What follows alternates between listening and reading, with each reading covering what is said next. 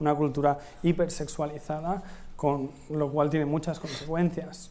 No estoy hablando solo, estoy hablando de hipersexualización, de la publicidad, del porno, de todo lo que hay detrás, la trata, todo lo que hay detrás, etc. Tenemos que tener cuidado con sacar versos de la Biblia sin el contexto.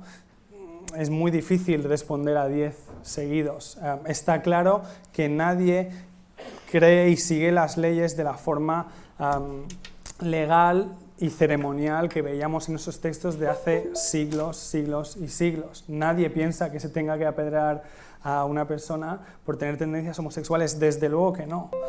Ya has puesto ejemplos de personas que han dicho cosas que han herido a otras, y yo, como he dicho, creo que muchas veces la gente puede equivocarse si odia más de lo que ama. En mi experiencia, muchas iglesias son totalmente hogares que dan la bienvenida a personas que tienen atracción hacia el mismo sexo. Sigo pensando que si el mensaje de Jesús es la verdad, si es cierto, siguen siendo buenas noticias para cualquier persona independientemente de su sexualidad, porque al final has dicho una frase que decía: la iglesia tiene que tener cuidado si no quiere perder a los jóvenes. Pero bueno, es que la iglesia no se inventa las cosas que quiere seguir. La iglesia tiene en el fondo un mensaje, el mensaje de Jesús, y deberíamos hablar más de eso, de Dios y de quién es, pero el mensaje de Jesús es un mensaje de buenas noticias, que si es verdad son buenas noticias. Si no es verdad, todo esto da igual, pero si es verdad tenemos que tratarlo por sí mismo, no por la opinión o los actos de algunas personas. Iba a decir algo más, pero se me... Bueno, te he puesto ejemplos de la Biblia. Por ejemplo, Jesús tampoco estaba, corrígeme si me equivoco, tampoco estaba en contra de la esclavitud, por ejemplo. Entonces, el mensaje de Jesús se va adaptando con el tiempo, entiendo, es inamovible, no se puede adaptar a la sociedad hoy en día y permitir que otras personas se sientan acogidas en ese seno tal cual como ellas se sienten, y no teniendo que renunciar a sus verdaderos sentimientos o impulsos. Que tú dices que vivimos una sociedad hipersexualizada. Yo creo que vivimos una sociedad libre, con sus consecuencias buenas y malas, evidentemente, que se tienen que tratar y se tienen que debatir también, pero lo más importante es que, por suerte, España, ¿vale? Pongo el ejemplo concreto de España, vivimos en unas sociedades más libres, más igualitarias, y no es gracias a la religión en ese aspecto, es a pesar de la religión o la moral religiosa tal como se ha impuesto. Yo creo que estamos de acuerdo en celebrar la libertad y la búsqueda de esos valores como son la igualdad y el respeto, desde luego. Desde luego. Se me ha ido, perdona. No sé. Bueno, está claro que este es un tema apasionante, pero el tiempo es nuestro mayor enemigo. Y sería bueno que entráramos ya digo, por razones logísticas, en el turno de conclusiones. Entonces, como inició su alegato, si no estoy mal, Rocío, ahora quien concluirá primero será ella, y luego cerrará el debate con su última conclusión Gerson, y posteriormente tendremos ya el turno de preguntas. Bueno, las conclusiones que daría yo, bueno, es que no hay una conclusión certera al tema que estamos tratando. Yo creo que tiene tantísimas vertientes, tantísimas incógnitas, ¿no? Citaría, por ejemplo, a Sam Harris, que dijo, es uno de mis referentes ideológicos en este aspecto, que dijo: las religiones son invenciones ideológicas e intelectuales con un alto coste social y económico, pero se pueden encontrar importantes verdades psicológicas entre los escombros. Yo entiendo esa verdad de la religión como algo, aparte de histórico y mitológico, ¿no? Sino también que nos puede enseñar mucho de cómo ha sido la sociedad, cómo somos los seres humanos, ¿no?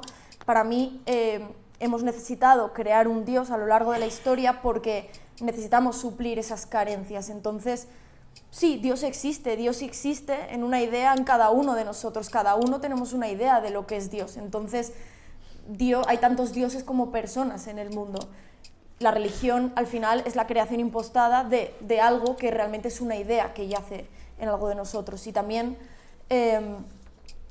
para mí, esa idea no la tengo, o sí que la tengo, pero como algo que no está realmente claro en este, ¿no? en este contexto como algo que sí que está ahí, que me encanta estudiar, pero no lo tengo en mi día a día, ¿no? Entonces, bueno, mi conclusión diría pues que para mí la religión es un poco una puerta para todas las maravillosas explicaciones de la vida y del mundo que tenemos a nuestro alcance, ¿no? Para mí hay que insistir en la evidencia. Y como ya he dicho, todos somos ateos, de la mayoría de dioses, simplemente yo voy uno más allá. Y para mí el punto de vista científico de la vida es mucho más fascinante, mucho más poético, mucho más maravilloso que el que sale de la imaginación religiosa y con eso vivo, ¿no? Por eso, pues vamos a imaginar como John Lennon también un mundo sin religión, un mundo en el que no hay terroristas suicidas envueltos en bombas, que no existió jamás el 11S, que no ha habido cruzadas, que no ha habido caza de brujas, que no ha habido la partición india, no ha habido guerras árabes-israelíes, que no ha habido masacres, que no existe el ISIS, aquí estoy hablando de las religiones en general, no me estoy centrando en el cristianismo, no ha habido problemas en Irlanda del Norte, no hay muertes de honor, no hay telepredicadores que quieren sacar dinero el 3 a cuarto a gente necesitada, no hay azotes en la piel de mujeres por enseñar una pulgada de esa misma piel.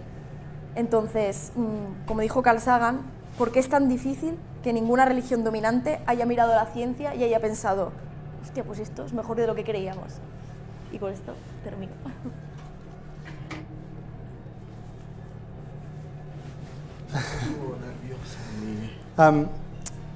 Yo, Rocío, ya lo he dicho, hay una bandera que ondeas y cada vez que lo ondeas pienso, vamos, que es la bandera de la verdad y la bandera del pensamiento crítico. Nadie debería pensar algo porque se lo han dicho, ojo, nadie debería pensar algo porque le hace sentir bien. Si la religión es mentira, es mentira. Por muy bien que le haga sentir a alguien, yo no quiero seguir una religión que es mentira. O es verdad o no es verdad. Sigo pensando que la evidencia apunta hacia un Dios que creó el universo. Creo que la verdad es importante, por lo que decías al final, la verdad siempre es excluyente, pero no tiene por qué ser arrogante. El argumento de solo soy ateo de un Dios más, en la vida no lo usamos. En la vida cuando piensas que algo es verdad no te parece raro decir que no a las demás. Pero bueno, creo que sin duda que es relevante. ¿Sabes? Creo, Rocío, que para ti el cristianismo tendría mucho sentido. Sería relevante porque le daría el fundamento a muchas de tus ideas. El cristianismo es una oferta de más, es una oferta en su esencia más básica. No es intentar que tu vida sea más limitada, no es intentar que tu vida sea más pequeña de lo que es una oferta de más y es de lo que nos habla Jesús, de vida en abundancia. A mí el cristianismo me convence porque me presenta un mundo que rebosa de significado. Un mundo en el que nuestros anhelos, nuestros miedos, deseos o ilusiones están conectados a la realidad, que no son solo un reflejo evolutivo, que el sufrimiento no es simplemente algo natural y punto, que odiamos la muerte porque no está bien, que anhelamos amor porque fuimos hechos para ellos, que todos estos deseos son verdad, todos estos deseos que tenemos de propósito, de comunidad, que son verdad, no solo tienen sentido, sino que tienen respuesta. Os he hablado de seguir el camino de Jesús, pero sabes, Él llevó esas palabras más allá, Él dijo, yo soy el camino, la verdad y la vida. Y aunque os he hablado de evidencia y os he hablado de cosas así, la realidad es que a mí no me interesa hablar de creer en Dios como simplemente algo intelectual. Cuando hablamos de creer en Dios, hablamos de conocer esa verdad, pero también vivirla. Hablamos de conocer a Dios y esa es la oferta que Él nos da, de conocer a ese Dios que nos creó. Se escucha como rehearsed.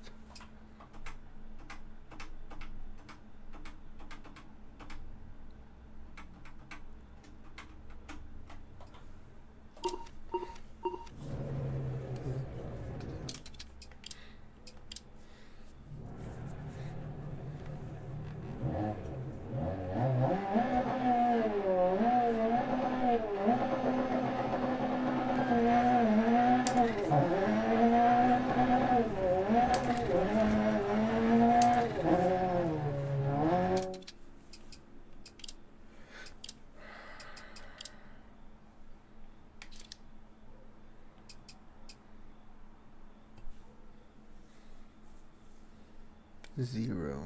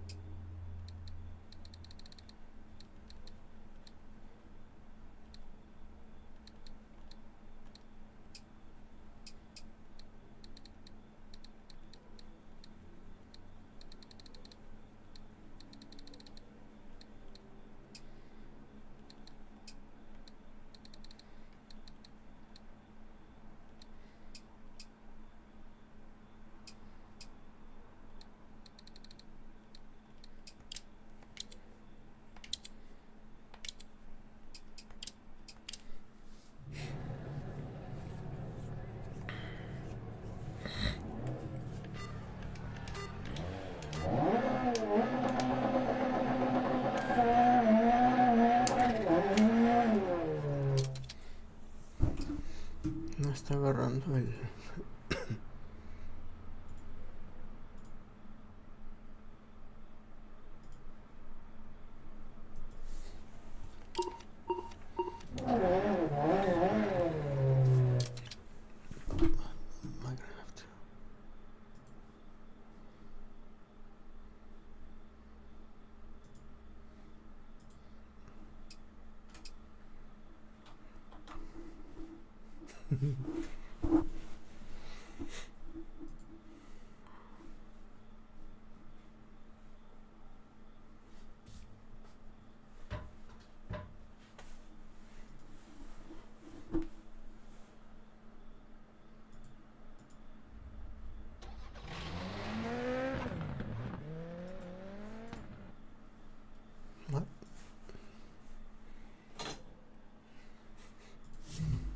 Qué feo.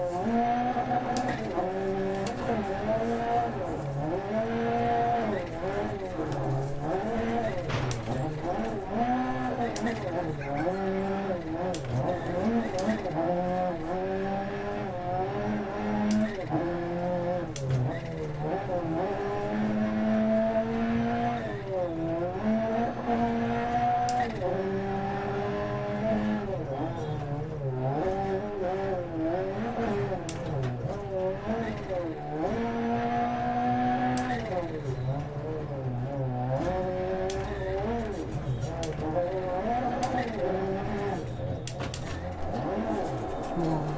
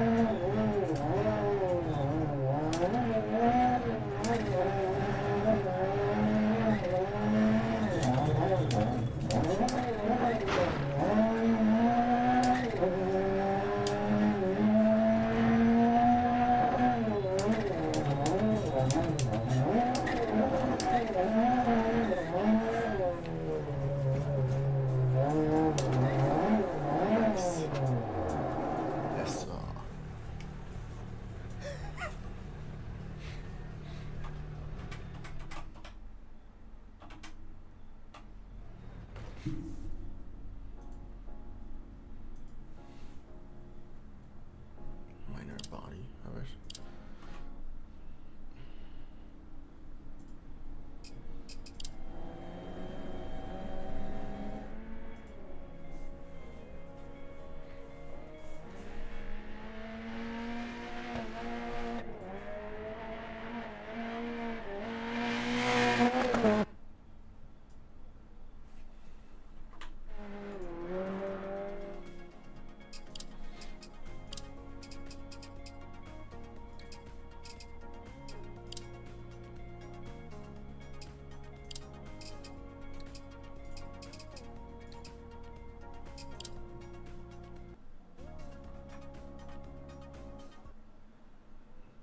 What the hell?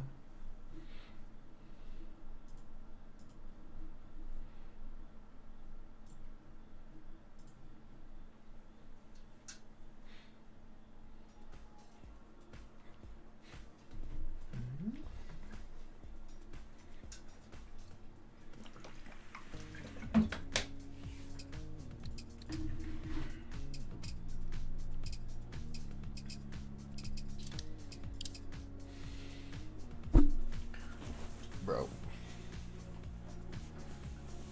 Yes.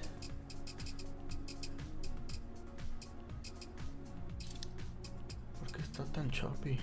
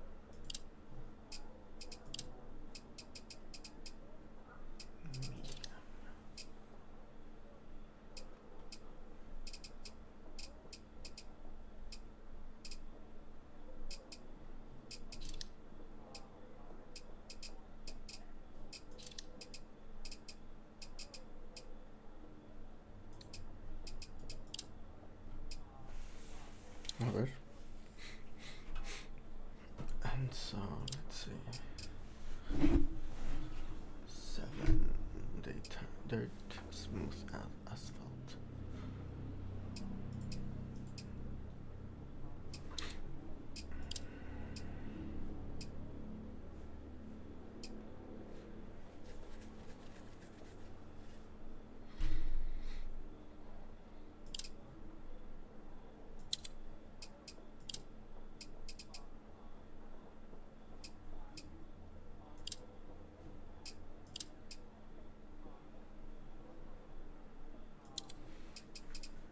A ver. Reset.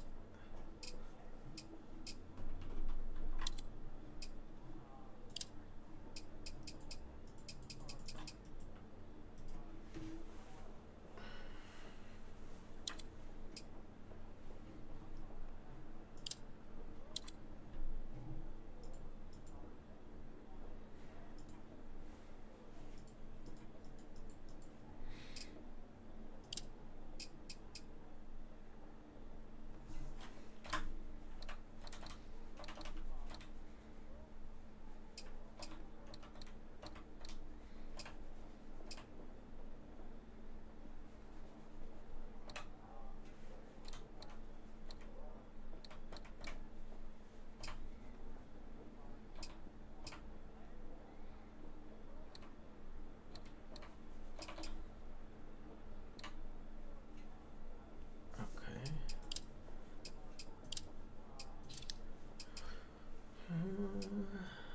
Ahí, poquito. Ajá, ahí.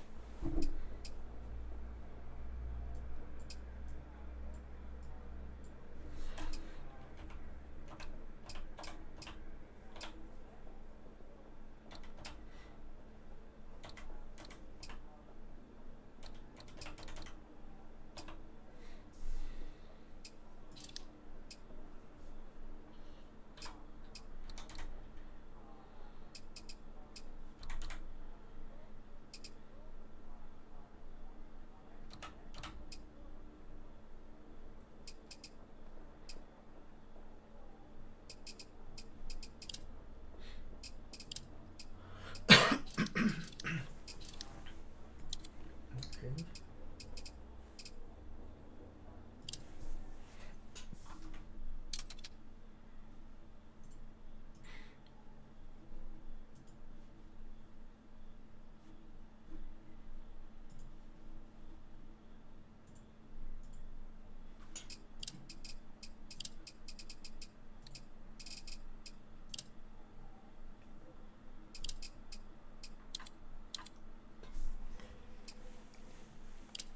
Ready?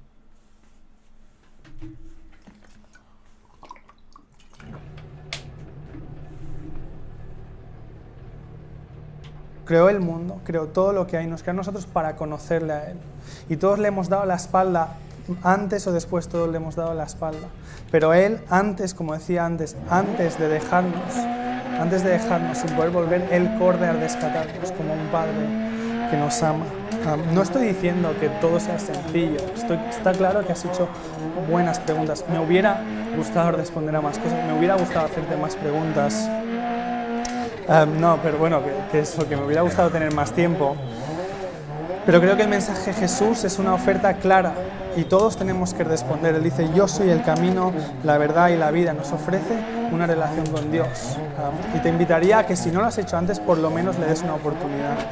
De verdad, me gustaría poder contarte más, me gustaría poder responder a más, pero si no lo has hecho antes, dale una oportunidad. Mira, cuando un ser humano destaca entre 60.000 millones de seres humanos en la historia, como nadie ha hecho jamás salvo Jesús, merece que le prestes atención. Esta parte que decías al final, imagina un mundo sin todas estas cosas, estoy de acuerdo en cada una de ellas. Y Jesús también lo haría, porque Jesús condena cada tipo de violencia.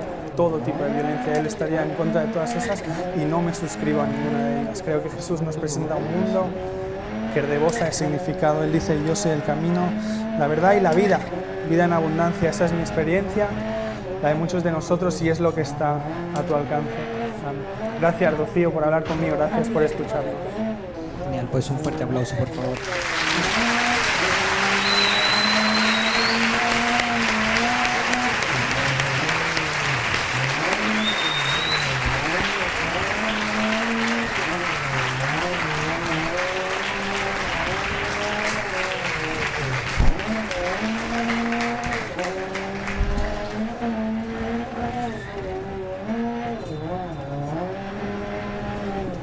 Pues cuando la calidad del debate y de los ponentes es tan buena, el trabajo del moderador se reduce al mínimo. Entonces ahora es el momento en el que vosotros sois los protagonistas. Estamos seguros de que tenéis un montón de preguntas y con acercaos ahí al micro que os vamos a facilitar podéis plantearlas.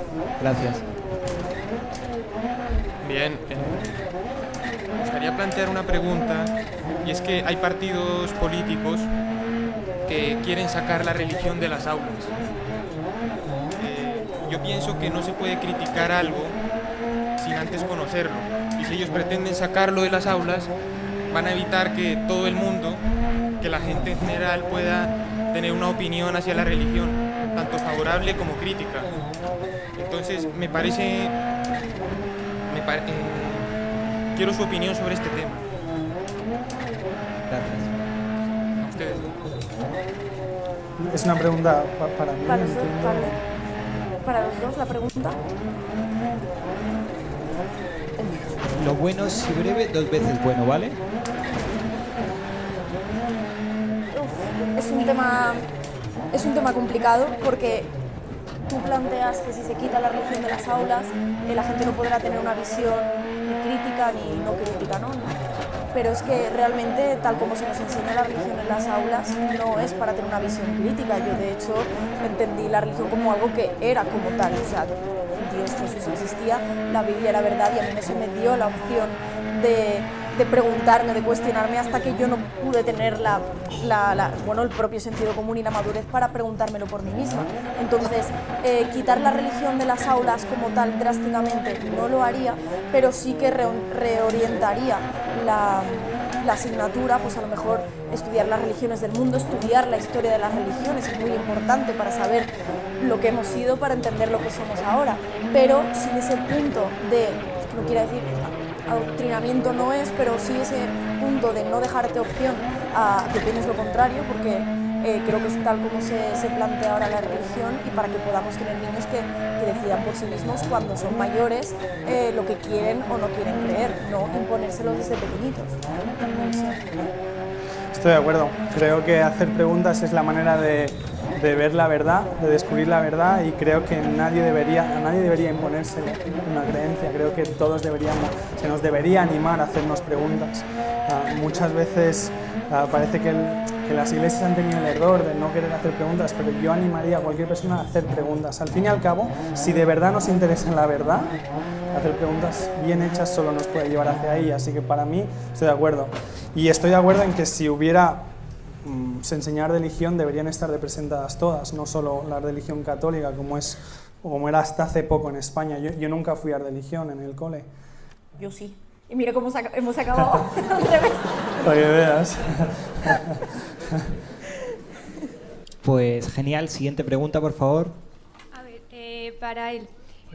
Llevas todo el debate diciendo que sí, que tienes razón, que si la religión fuese mentira, pues dejarías de creer en ello. O sea, ¿eso quiere decir que tú de verdad crees en la religión, o lo crees porque te lo dicen, o sientes de verdad que tienes que creer en ello?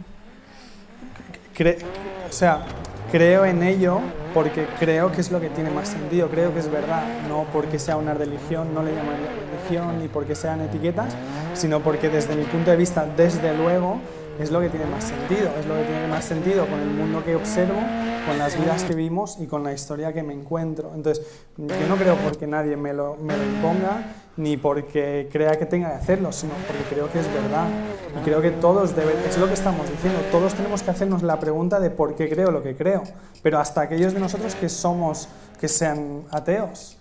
Tenemos que tener cuidado de no, porque a veces la gente dice es que la fe es una muleta psicológica. Bueno, ese argumento no funciona, pero además en este país donde estamos, todos tenemos que hacernos la pregunta ¿por qué creo lo que creo? La gente que es atea también tiene que hacerse esa pregunta.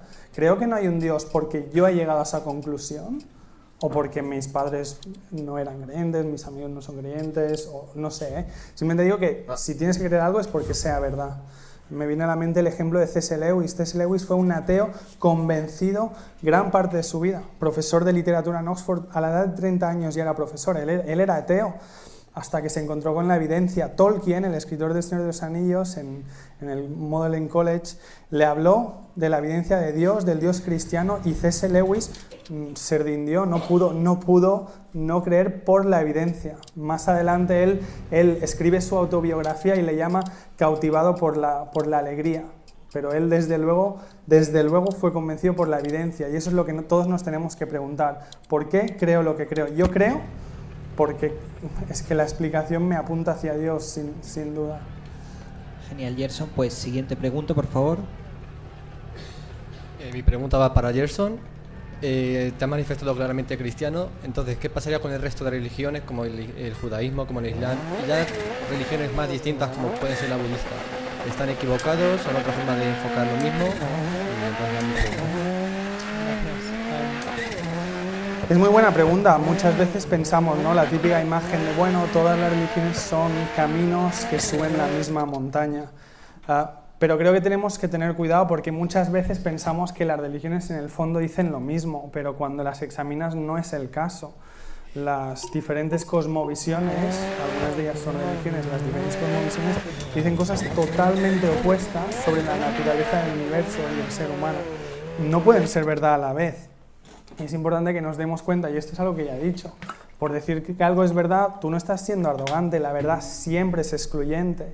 Si yo creo que hoy es miércoles, aunque no lo diga, estoy pensando que hoy no es jueves, que hoy no es martes. La verdad siempre excluye a las demás, pero no tiene por qué ser arrogante. Entonces, lo que yo he comprobado y he tenido que estudiar las otras religiones y animo a cualquiera a hacerlo, a mí me convence el cristianismo, una vez más, por toda la evidencia, por la persona de Jesús. Antes os decía, y es verdad que muchas religiones parecen caminos que suben la misma montaña, intentan llevarnos a Dios, pero el cristianismo es totalmente distinto. Jesús se carga la montaña. No se trata de nosotros escalando una escalera moral para llegar a Dios, se trata de Dios viniendo a nosotros. Y hay una diferencia fundamental, y es que el cristianismo, ya lo he dicho, se basa en la historia, por tanto es verificable.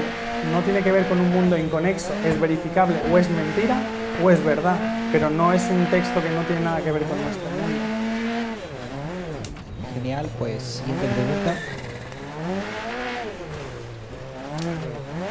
Le quería explicar mi punto de vista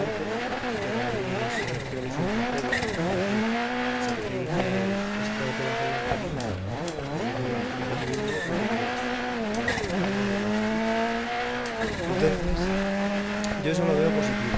Lo que no veo positivo es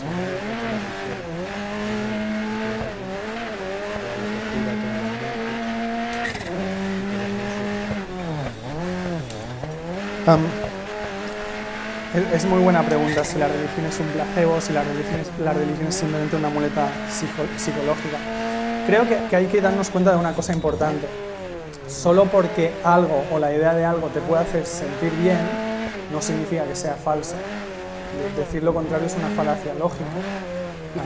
O sea, hay cosas que te pueden hacer sentir bien, que tú podrías desear que sean verdad, eso no significa que no lo sean. Tienes que examinar la evidencia, tienes que examinar si son verdad o no lo son. Entonces, para mí, el cristianismo no es un placebo. De hecho, el cristianismo es desafiante a muchos niveles. Si alguien se fuera a inventar un placebo, desde luego no sería el cristianismo. Muchas personas se juegan la vida o dan la vida hoy en día por seguir el camino de Jesús. Creo que no es simplemente un placebo. Y enfatizo, solo porque algo te pudiera hacer sentir bien no quiere decir que sea mentira. Tienes que examinar la evidencia. Y a tu segunda parte de la pregunta de todo el mal que ha hecho las personas en nombre de la religión, estoy de acuerdo. Es un desastre y Jesús estaría de acuerdo. Tenemos que tener cuidado de no tirar todo por la borda y perdernos lo importante. Creo que no sería justificado, por ejemplo, decir, creo que nadie debería hablar de política porque hay políticos que se inventan cosas. Sería un error, solo porque algunas personas hacen cosas mal, no puedes hablar de todo el mundo. No puedes decir que el gimnasio no funciona solo porque algunas personas se apuntan y no van. O van y luego desayunan McFlurry. Tienes que ver la esencia de cada creencia. Entonces, para terminar, y seguro que Rocío quiere hablar, para terminar, estoy de acuerdo. Todos los males que se han hecho en nombre de Jesús son terribles, y otras religiones son terribles y no deberían haber ocurrido. Y creo que el camino de Jesús es muy diferente si examinas la esencia. Claro, es que no es que sean como los políticos que algunos salen corruptos, es que casi las mayores masacres y barbaridades que se han cometido en la humanidad han sido en nombre de la religión. Entonces, si el camino de Jesús pues no lo ha hecho muy bien en la práctica, ¿no? Porque se nos ha ido mucho de las manos a lo largo de la historia. O sea, si es un Dios, un Jesús de verdad que es amor y que es omnipotente y tal, como ha permitido que a lo largo de la historia y que sigan en su nombre se cometiéndose estas barbaries, ¿eh? O sea, hace 2 semanas se ha cometido una barbarie también en nombre de Jesús y aquí todos la condenamos de la misma manera, ¿no? Simplemente me pregunto ¿por qué? ¿Por qué un Dios puede permitir que esto ocurra y no hacer nada? Que está ahí mirando desde en plan, qué desastre, dejemos que se maten entre ellos. Sí me gustaría contestar. Muy breve. Sí, vale, pero sí me gustaría contestar por varias razones. Lo primero, decir que las mayores barbaries de la humanidad se han hecho en nombre de Jesús no es verdad. No es verdad, de hecho las mayores se han hecho en el nombre del ateísmo. Si no, pregúntale a Mao, pregúntale a Stalin, pregúntale a Pol Pot. Entonces tenemos que tener cuidado. Si pones en comparación lo que se hizo a lo largo de muchísimo más tiempo, es que no hay color. Estamos hablando de millones contra simplemente miles. Pero estoy de acuerdo en que son un desastre, pero no podemos decir que las mayores barbaridades se han hecho en nombre de Jesús, porque no es el caso. Bueno, me gustaría decir... Sí, pero estamos en turno de preguntas y, por favor, gracias por tu pregunta. Es que hay compañeros detrás, entonces pues es pensando en ellos. Muchas gracias. Por favor. La pregunta es para Rocío. Soy católico, he estudiado filosofía y teología y creo que en el debate, quizá un poco, tú mismo lo decías al principio, ¿no? que no es tu tema estrella, es lógico. Y yo creo que uno de los problemas que tiene nuestra sociedad, aparte de varias causas de menos creyentes que has dicho, es falta de conocimiento sobre lo que en verdad es la religión. Lo apuntabas, un currículum pésimo en la educación. ¿Qué lugar, si estamos de acuerdo, que creo que estamos, que la religión es un fenómeno sociológico y cultural, vamos a ceñirnos a esos campos, importantísimo en España y en el mundo en general, ¿qué lugar debería tener en la sociedad para que la población tuviese cultura suficiente sobre la religión como para valorarlo? Es decir, no lugares litúrgicos, no me refiero a la misa de Lagos, me refiero ni a las procesiones de Semana Santa, sino lugares como este espacio, espacios dentro de la sociedad civil para que la religión interactuase. Sí, bueno, por ejemplo, este tipo de debates me parece que está muy bien, hay que reflexionar sobre la idea de Dios en todos los campos. También he dicho que estoy de acuerdo que se enseñe en las aulas la idea de las religiones y cómo han contribuido a la humanidad históricamente y todavía hoy en día, pero creo que se debe separar mucho mejor a nivel social lo que es la religión en nuestras vidas, ¿no? Todavía tenemos una fuerte presencia cristiana católica, sobre todo en España, cristiana en general, y creo que eso debería intentar corregirse, sobre todo pues, a nivel de los niños pequeños, ¿no? Que no crezcan con esa idea de base, ¿no? Es como hasta hace poco todavía, ¿no? Tú creces con la idea de que eres heterosexual y hasta que no tienes la madurez suficiente no puedes decidir o plantearte las otras formas de amar a otras personas. Pues con la religión me parece lo mismo. Desde pequeños tenemos que enseñar a la gente que pueden o no elegir, darle la importancia cultural que merece, por supuesto. Yo no pretendo relegar a la religión a un punto marginal, simplemente hay que ir como va la sociedad hoy en día, y la sociedad pues yo creo que demanda eso, y cada vez sí irán más dando más. No sé si Genial. Compañeros, que hay gente que todavía no ha hecho, y de verdad, ojalá, pero estoy seguro de que los que os quedéis con ganas, luego los tenéis ahí. Entonces, tiempo para 2 preguntas, por favor. Gracias. Hola, buenas noches. Mi pregunta es para Rocío. Has pasado bastante tiempo del debate comentando que en los países desarrollados cada vez hay menos creyentes y más ateos, por lo tanto. Y quería preguntarte respecto a ese dato, ¿qué opinas o qué relación crees que tiene el aumento de la ansiedad, de la depresión, de enfermedades como cáncer, Alzheimer, Parkinson? ¿Qué tipo de efecto crees que tiene esa relación entre el ateísmo? Creo que no es una relación creo que es una relación de correlación, no de causalidad. O sea, habría que estudiar los distintos factores de la sociedad de hoy en día. Vivimos en una sociedad que va a toda prisa, a 1000 por hora, sobre todo a la gente joven, y bueno, a todo el mundo se nos exigen unos estándares. Una sociedad capitalista, que es la que vivimos, ¿no? Pero cada vez más exigente, en la que la gente joven no puede independizarse porque no cobra sueldos dignos, y que está dando bandazos en empresas y sobreformada, y que se tiene que ir del país. O sea, es que veo tantísimos problemas que correlacionar el aumento del ateísmo con el aumento de la ansiedad y todas estas cosas, no veo por dónde podría estar la religión. Más que nada porque ateísmo no implica las otras creencias espirituales que puede tener una persona. Entonces, no veo qué correlación podría haber ahí. Si tú conoces algún estudio que indique esa causalidad. Es que quería comentar que, por ejemplo... no se puede comentar para lo siguiente, ¿vale? Vale, sí, gracias. Así, he preguntado gracias. yo. La última pregunta, por favor.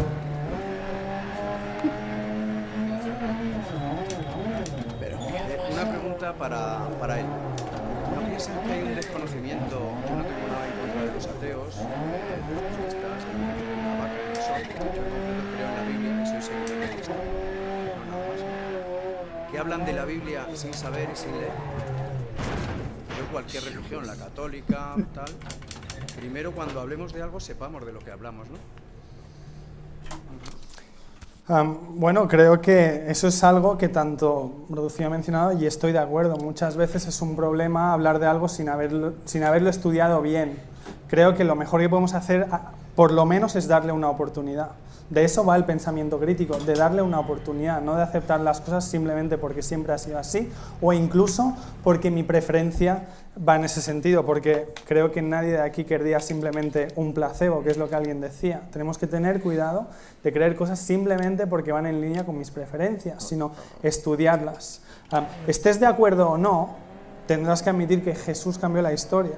Por lo menos deberías darle la oportunidad. No estoy de verdad, no quiero imponer mi visión, simplemente digo, por lo menos deberías darle una oportunidad.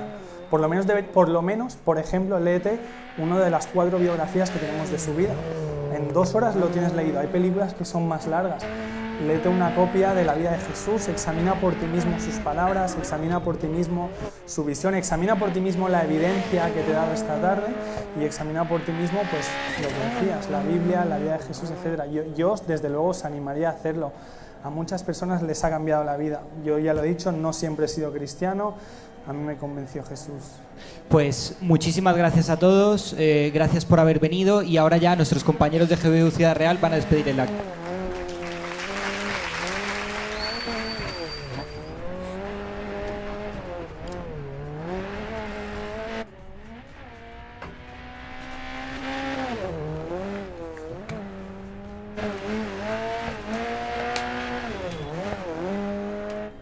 Lo de si que Jesús resucite es histórico, que en mi forma de verlo lo dudo, no es algo que esté cerrado. Desde luego hay debate, hay un gran debate sobre si eso es histórico, ¿no? En el mejor de los casos, es histórico que existió alguien, que Jesús de Nazaret al principio, o un conjunto de personas de las que ya sabemos.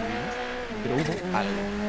Y el tema de la trascendencia, yo creo que también entraremos en la segunda parte, como lo has dicho. Me parece muy interesante, muy importante que hablemos de ese sentimiento profundo que podemos tener por el cual de repente nos sentimos impedidos a creer o no. Pero eso va a ser más largo. Entonces, para cerrar, volviendo al tema del argumento cosmológico, el resumen vendría a ser que si entendemos que el universo en algún momento tuvo un principio, se nos suele decir a los ateos, no decís que el universo surgió de la nada en algún momento. No exactamente. Dentro de lo que es la cosmología hay algunos planteamientos que lo dicen, sin duda, pero hay otros que no. Es más, si nos remontamos históricamente, los primeros momentos en los que de forma fuerte y potente se empezó a hablar de que podía surgir algo de la nada, fue con el concepto de creación. Cuando empieza a surgir la patrística, como padres de la Iglesia, surge el concepto de creación. Lo que había como contraposición principal era el de emanación. Un Dios muy distinto, el Dios uno, el plotino, los neoplatónicos, en cierto modo, emanaba a partir de lo que ya había. No era una creación ex nihilo, que se llama, no era una creación de la nada. Entonces nosotros tampoco argumentamos eso. Nosotros decimos que esa entidad inicial, a partir de la cual surge todo, ¿por qué no puede ser el universo? Tú hablas de que tiene que ser inmaterial, son una serie de cualidades que podemos entrar a discutir y que a mí me parece muy interesante decirlo. Por lo general se dice que hay paradojas, como la del Green Ring, pero otras paradojas que podéis buscar por las cuales no puede haber una serie infinita de causas que se remonten eternamente en el pasado. Tiene que haber una primera causa. Eso significa que tenemos problemas planteando cosas como que el universo exista desde siempre. Mi argumento es que también tenemos problemas insistiendo en que Dios exista desde siempre. Por una cosa, porque esas paradojas lógicas tienen que resolverse de algún modo. Y no veo muy claro cómo se resuelven con simplemente una existencia inmaterial. ¿Por qué digo que esas paradojas lógicas están por encima de Dios, sea todo lo que... De acuerdo. Que termines para darle la palabra a Rocío. Lo acabo muy rápido. ¿Por qué digo que esas paradojas lógicas me da la sensación de que están por encima de Dios? Porque, por ejemplo, cuando hablamos de la omnipotencia divina, tenemos en paradojas de escuela, de bachiller, de decir, ¿cómo puede ser que Dios sea omnipotente si no puede crear un círculo cuadrado? Bueno, asumimos que es que hay cosas que no puede hacer porque son ilógicas. Si asumimos que en esos momentos hay una limitación en la lógica que está por encima de Dios, con remontarnos a una causa inicial también lo veo ese problema. Y ya está. Y ya está, ¿no? Y ya está. Eran muchos argumentos, Josué. Eran muchas cosas. Pues, Rocío, te pido, si quieres añadir algo o si no quieres añadir nada, va a ser muy breve. O sea, mi compañero ha planteado bien muchos de los argumentos y sí que, claro, la cuestión es que muchas de las cosas que se plantean son también subjetivas en el sentido, ¿no?, de que infieren a algo que está en el interior de todos nosotros, como hablamos del sentido de la trascendencia o el sentido de la moral y todo esto, ¿no? Sí que luego seguramente debatiremos más extensamente del tema de la moral y ahí yo creo al menos que el tema del comportamiento moral humano es algo innato y evolutivo y que además lo vemos en otras especies, ¿no?, incluso en los bonobos y los chimpancés, como realmente ellos se relacionan de forma cooperativa y ayudándose a los demás, y así como el instinto de supervivencia es un instinto que aceptamos y valoramos en el resto de especies y incluso en la humana, el instinto de la moral quizá o de la trascendencia también es algo que puede encontrarse en otras especies, incluso en la humana sin necesidad de la existencia de Dios, ¿no? Luego lo desarrollaremos, pero es muy curioso ver cómo para que nuestra civilización haya avanzado, pues nos hemos desarrollado, hemos cooperado entre nosotros y también la religión se ha utilizado, la idea de Dios se ha utilizado para desarrollarnos también como especie, a veces para bien y a veces para mal, ¿no? Pero esa idea de trascendencia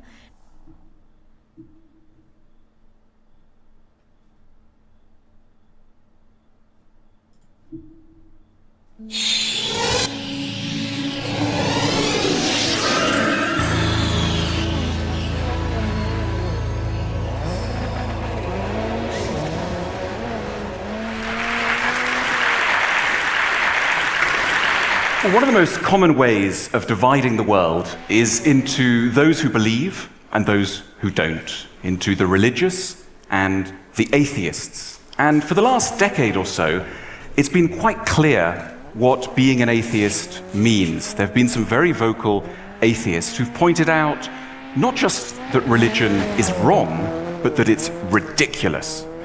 These people, many of whom have lived in North Oxford, have argued They've argued that believing in God is akin to believing in fairies, and essentially that the whole thing is a childish game. Now, I think it's too easy I think it's too easy to dismiss the whole of religion that way, and it's as easy as shooting fish in a barrel. And what I'd like to inaugurate today is a new way of being an atheist. If you like, a new version of atheism we could call Atheism 2.0.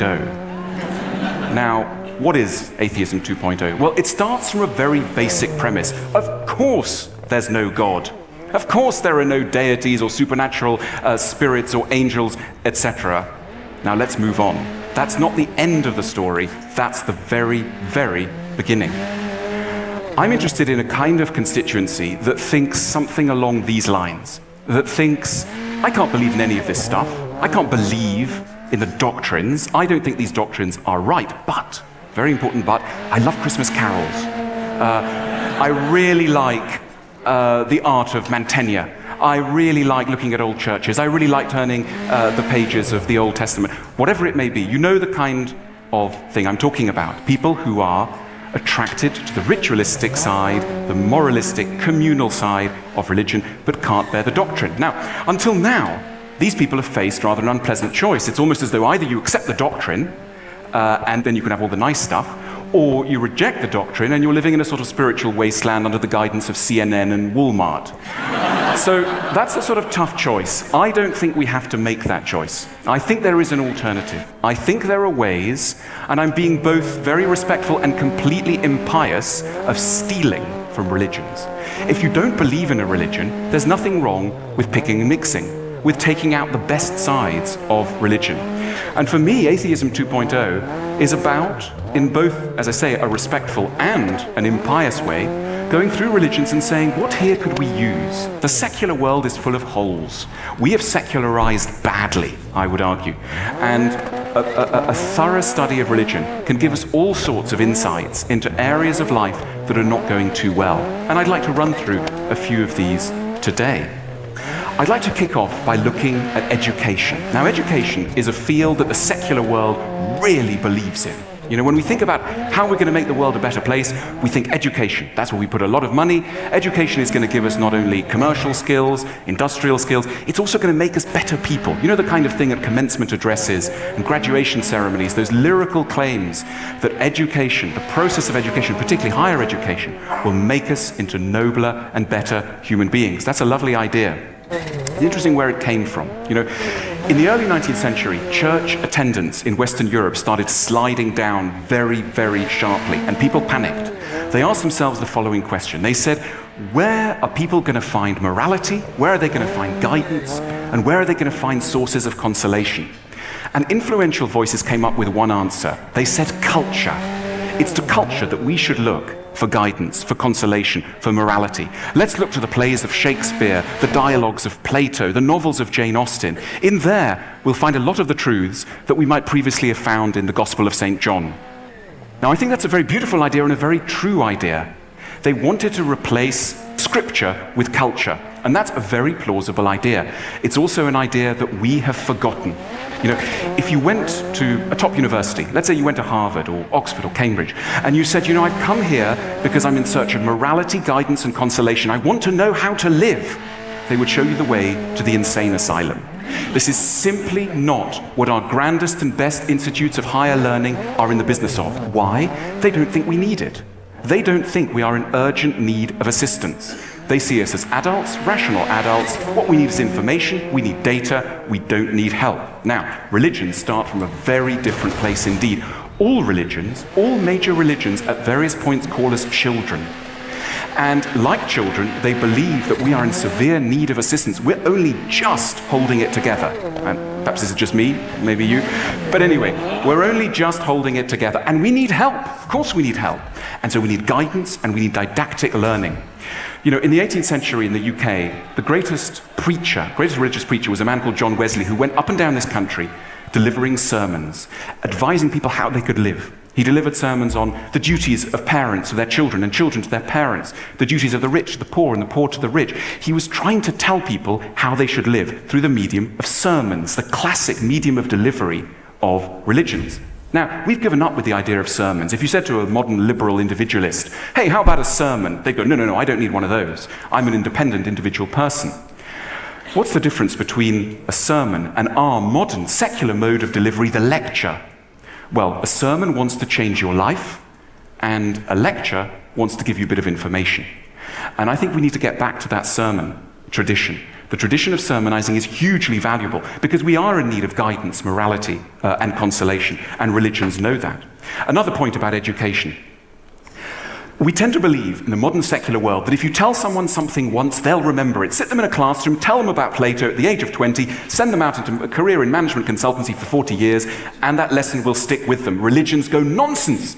You need to keep repeating the lesson 10 times a day. So get on your knees and repeat it. That's what all religions tell us. Get on your knees and repeat it 10 or 20 or 15 times a day. Otherwise, our minds are like sieves. So religions are cultures of repetition. They circle the great truths again and again and again. We associate repetition with boredom. Give us the new, we're always saying. The new is better than the old. If I said to you, okay, we're not going to have new TED, we're just going to run through all the old ones and watch them 5 times because they're so true. We're going to watch Elizabeth Gilbert 5 times because what she says is so clever. You'd feel cheated. Not so if you're adopting a religious mindset. The other thing that religions do is to arrange time.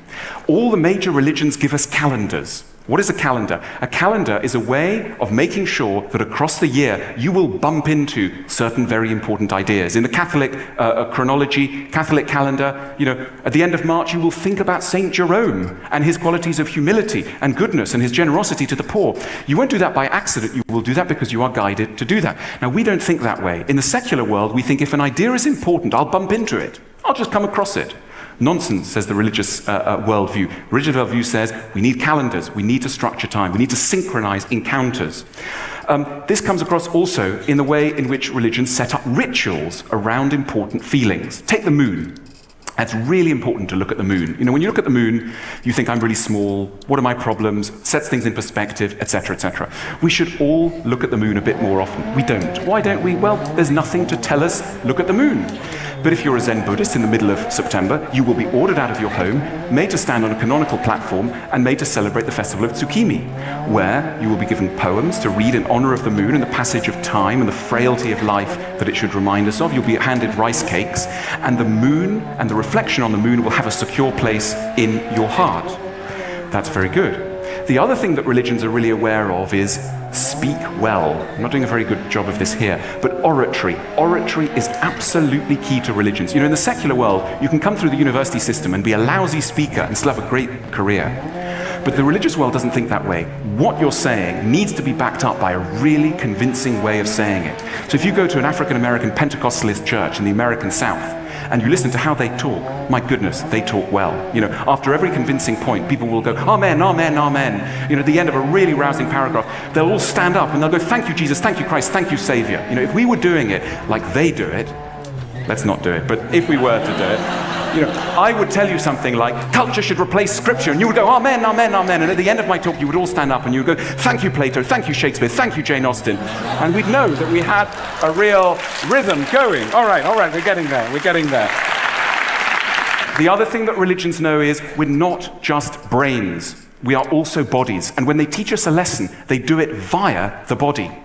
So, for example, take the Jewish idea of forgiveness. Jews are very interested in forgiveness and how we should start anew and start afresh. They don't just deliver us sermons on this, they don't just give us books or words about it, they tell us to have a bath.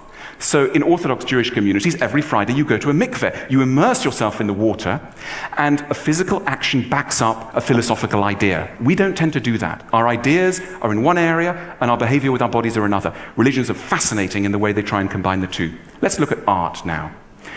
Now, art is something that in the secular world we think very highly of. We think art is really, really important. A lot of our surplus wealth goes towards museums, etc. We sometimes hear it said that museums are our new cathedrals or our new churches. You've heard that saying. Now, I think that the potential is there, but we've completely let ourselves down. And the reason we've let ourselves down is that we're not properly studying how religions handle art. There are 2 really bad ideas that are hovering in the modern world that inhibit our capacity to draw strength from art. The first idea is that art should be for art's sake. A ridiculous idea. An idea that art should live in a hermetic bubble and should not try and do anything with this troubled world. I couldn't disagree more. The other thing that we believe is that art shouldn't explain itself. that artists shouldn't say what they're up to, because if they said it, it might destroy the spell, and we might be, we might find it too easy. That's why a very common feeling when you're in a museum, let's admit it, is, I don't know what this is about. But if we're serious people, we don't admit to that. But that feeling of puzzlement is structural to contemporary art. Now, religions have a much saner attitude to art. They have no trouble telling us what art is about. Art is about two things in all the major faiths. Firstly, it's trying to remind you of what there is to love, and secondly, it's trying to remind you of what there is to fear and to hate. And that's what art is. Art is a visceral encounter with the most important ideas of your faith. So as you walk around a church, or a mosque or a cathedral, what you're trying to imbibe, what you're imbibing is through your eyes, through your senses, truths that have otherwise come to you through your minds. Essentially, it's propaganda. Rembrandt is a propagandist in the Christian view. Now, the word propaganda sets off alarm bells. We think of Hitler, we think of Stalin. Don't necessarily. Propaganda is a manner of being didactic in honor of something. And if that thing is good, there's no problem with it at all. My view is that museums should take a leaf out of the book of religions, and they should make sure that when you walk into a museum, and if I was a museum curator, I would make a room for love, a room for generosity, a room, all works of art are talking to us about things. And if we were able to arrange spaces where we could come across works, where we would be told, use these works of art to cement these ideas in your mind, we would get a lot more out of art. Art would pick up the duty that it used to have and that we've neglected because of certain misfounded ideas. Art should be one of the tools by which we improve our society. Art should be didactic. Let's think of something else. The people in the modern world, in the secular world, who are interested in matters of the spirit, in matters of the mind, in higher soul-like concerns, tend to be isolated individuals. They're poets, they're philosophers, they're photographers, they're filmmakers, and they tend to be on their own. They are cottage industries. They are vulnerable single people. And they get depressed and they get sad on their own. And they don't really change much. Now, think about religions. Think about organized religions. What do organized religions do? They group together. They form institutions. And that has all sorts of advantages. First of all, scale, might. The Catholic Church pulled in $97 billion last year, according to the Wall Street Journal. These are massive machines. They're collaborative, they're branded, they're multinational, and they're highly disciplined. These are all very good qualities. We recognize them in relation to corporations, and corporations are very like religions in many ways, except they're right down at the bottom of the pyramid of needs. They're selling us shoes and cars, whereas the people who are selling us the higher stuff, the therapists, the poets, are on their own, and they have no power. They have no might. So religions are the foremost example of an institution that is fighting for the things of the mind. Now, we may not agree with what religions are trying to teach us, but we can admire the institutional way in which they're doing it. Books alone, books written by lone individuals, are not going to change anything. We need to group together. If you want to change the world, you have to group together, you have to be collaborative, and that's what religions do. They are multinational, as I say, they are branded, they have a clear identity, so they don't get lost in a busy world. That's something we can learn from. I want to conclude. Really what I want to say is, for many of you who are operating in a range of different fields, there is something to learn from the example of religion, even if you don't believe any of it. If you're involved in anything that's communal, that involves lots of people getting together, there are things for you in religion. If you're involved, say, in the travel industry, in any way, look at pilgrimage. Look very closely at pilgrimage. We haven't begun to scratch the surface of what travel could be because we haven't looked at what religions do with travel. If you're in the art world, look at the example of what religions are doing with art. And if you're an educator in any way, again, look at how religions are spreading ideas. You may not agree with the ideas, but my goodness, they're highly effective mechanisms for doing so. So really my concluding point is, you may not agree with religion, but at the end of the day, religions are so subtle, so complicated, so intelligent in many ways, that they're not fit to be abandoned to the religious alone. They're for all of us. Thank you very much.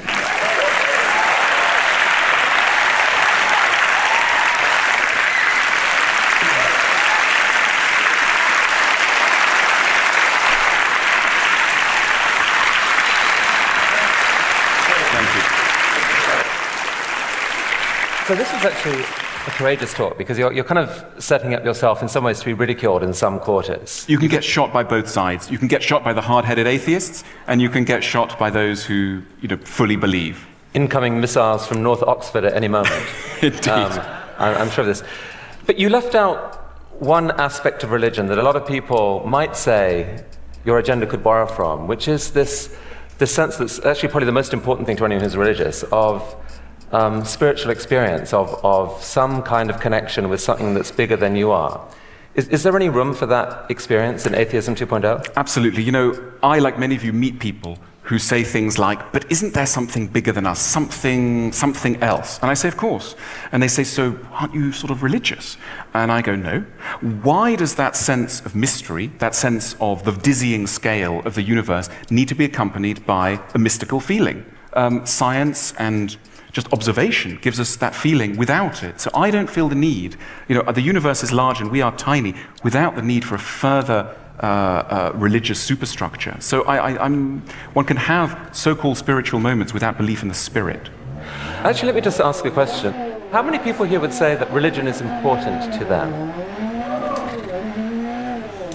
Is there an equivalent process by which there's a sort of bridge between what you're talking about and what you would say to them? I would say that there are many, many gaps in secular life, and these can be plugged. It's not as though, as I tried to suggest, it's not as though either you have religion and then you have to accept all sorts of things, or you don't have religion and then you're cut off from all these very good things. You know, it's so sad that we constantly say, I don't believe, so I can't have community, so I'm cut off from morality, so I can't go on a pilgrimage. One wants to say nonsense, why not?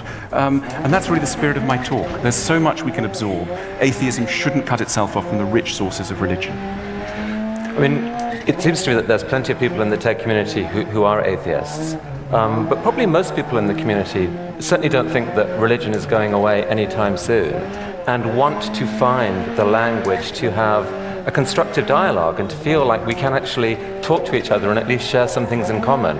Are we foolish to be optimistic about the possibility of a world where instead of religion being the great rallying cry of divide and war, that there could be bridging? No, we need to be polite about differences. Politeness is a much overlooked virtue. It's seen as hypocrisy. But we need to get to a stage when you're an atheist and someone says, well, you know, I did pray the other day. You politely ignore it. You move on. Not because you've agreed on 90% of things, because you have a shared view on so many things, and you politely differ. And I think that's what the religious wars of late have ignored. They've ignored the possibility of harmonious disagreement. And finally, does this new thing that you're proposing that's not a religion but something else, does it need a leader, and are you volunteering to be the Pope? Well, one thing that we're all very suspicious of is individual leaders. It doesn't need it. What I try to lay out is a framework, and I'm hoping that people can just fill in. I've sketched a sort of broad framework, but wherever you are, as I say, if you're in the travel industry, do that travel bit. If you're in the communal industry, look at religion and do the communal bit. So it's a wiki project. Alain, thank you for sparking so much. Amazing conversation. Thank you.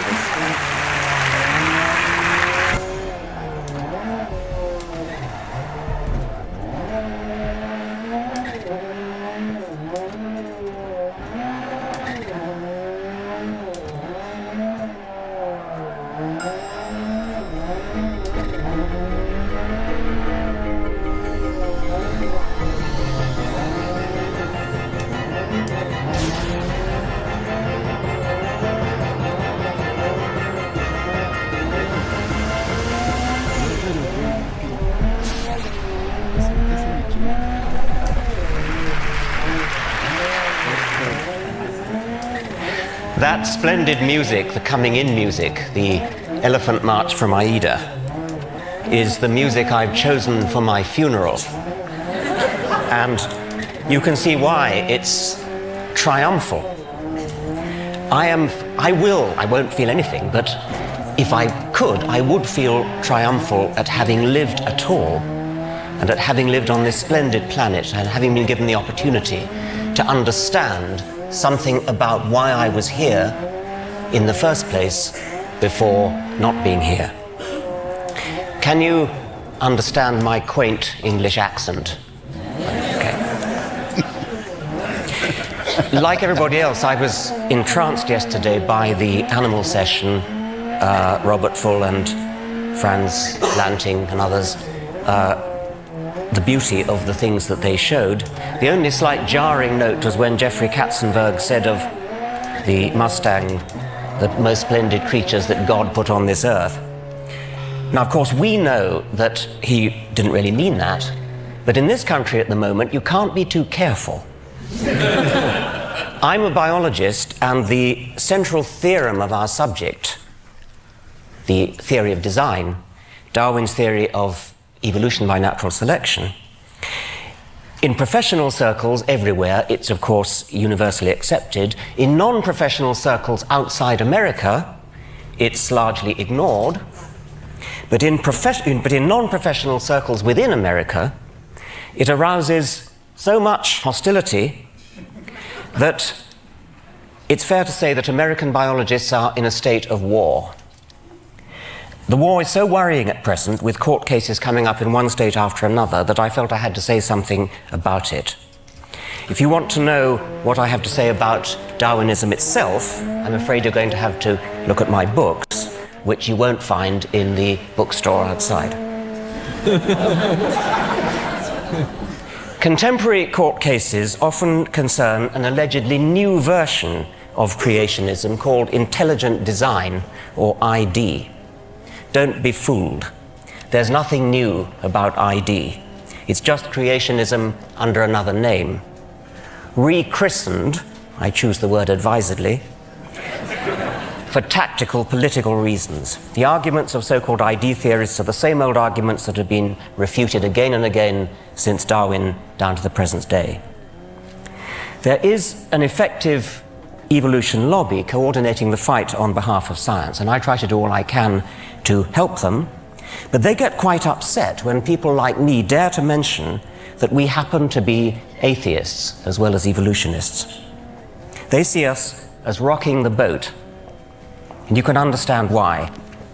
Creationists, lacking any coherent scientific argument for their case, fall back on the popular phobia against atheism. Teach your children evolution in biology class, and they'll soon move on to drugs, grand larceny, and sexual perversion.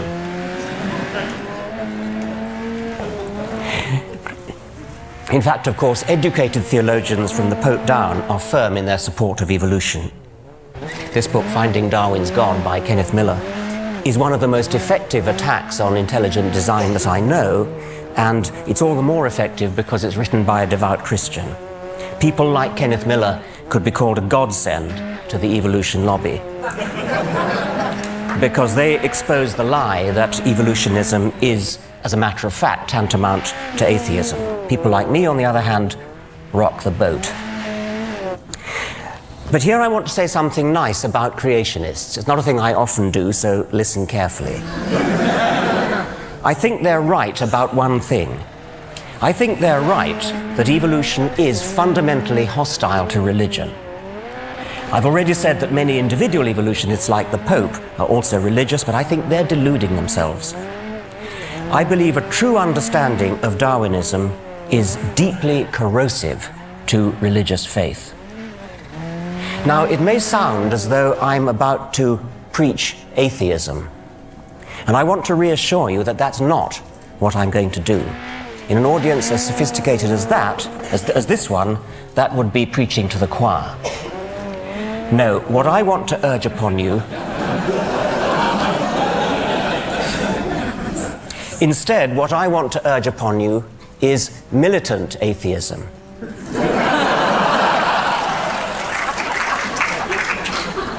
But that's putting it too negatively. If I was a person who were interested in preserving religious faith, I would be very afraid of the positive power of evolutionary science, and indeed science generally, but evolution in particular, to inspire and enthrall, precisely because it is atheistic. Now, the difficult problem for any theory of biological design is to explain the massive statistical improbability of living things. Statistical improbability in the direction of good design. Complexity is another word for this. The standard creationist argument, there is only one, they all reduce to this one, takes off from statistical improbability. Living creatures are too complex to have come about by chance, therefore they must have had a designer. This argument, of course, shoots itself in the foot. Any designer capable of designing something really complex has to be even more complex himself. And that's before we even start on the other things he's expected to do, like forgive sins, bless marriages, listen to prayers, favor our side in a war, disapprove of our sex lives, and so on. Complexity is the problem that any theory of biology has to solve. And you can't solve it by postulating an agent that is even more complex, thereby simply compounding the problem. Darwinian natural selection is so stunningly elegant because it solves the problem of explaining complexity in terms of nothing but simplicity. Essentially, it does it by providing a smooth ramp of gradual, step-by-step increment. But here I only want to make the point that the elegance of Darwinism is corrosive to religion precisely because it is so elegant, so parsimonious, so powerful, so economically powerful. It has the sinewy economy of a beautiful suspension bridge. The God theory is not just a bad theory, it turns out to be in principle incapable of doing the job required of it. So returning to tactics and the evolution lobby, I want to argue that rocking the boat may be just the right thing to do.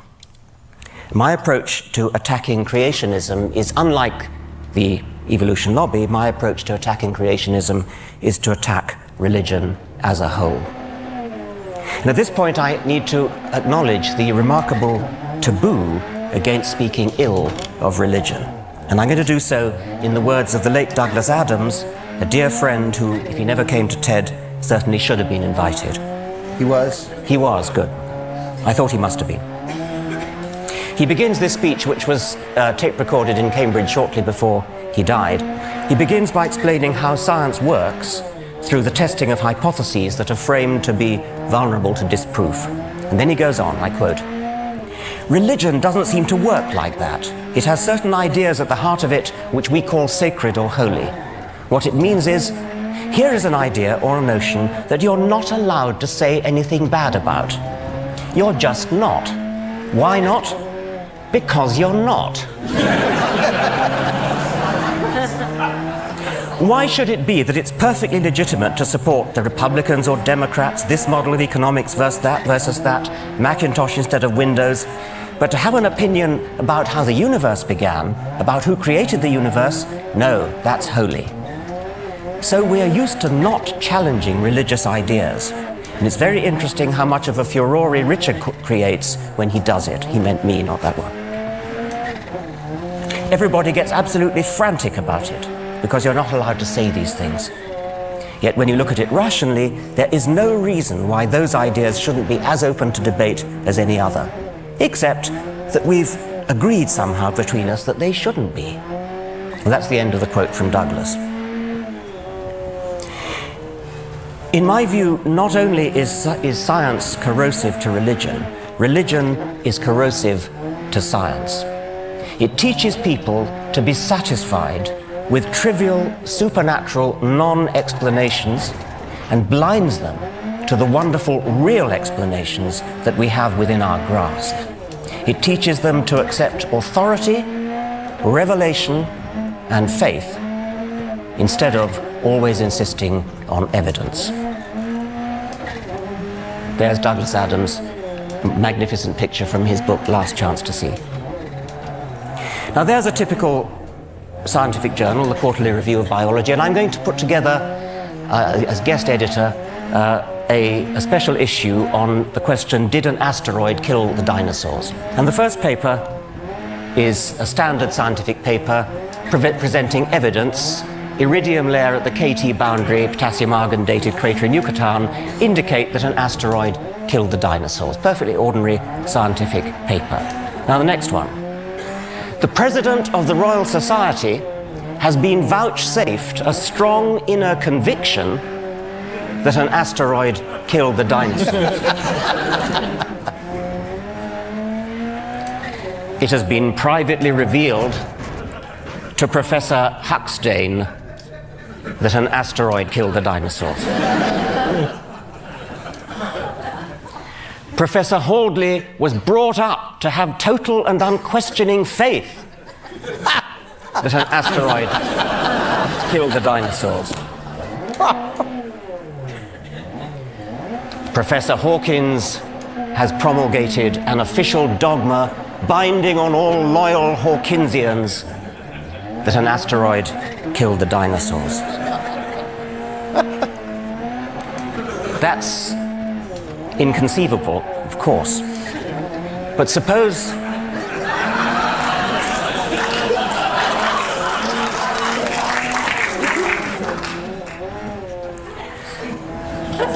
in 1987, a reporter asked George Bush Sr. whether he recognized the equal citizenship and patriotism of Americans who are atheists.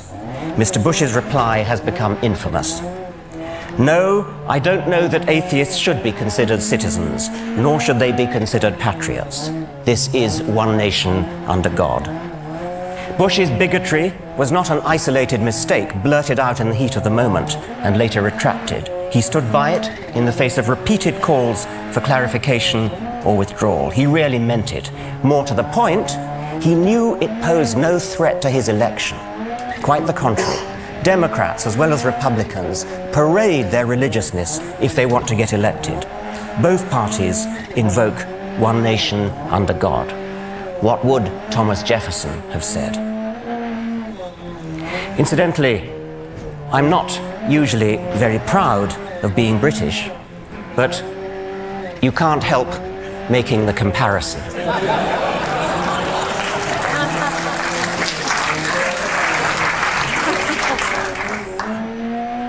In practice, what is an atheist? An atheist is just somebody who feels about Yahweh the way any decent Christian feels about Thor or Baal or the golden calf. As has been said before, we are all atheists about most of the gods that humanity has ever believed in. Some of us just go one god further.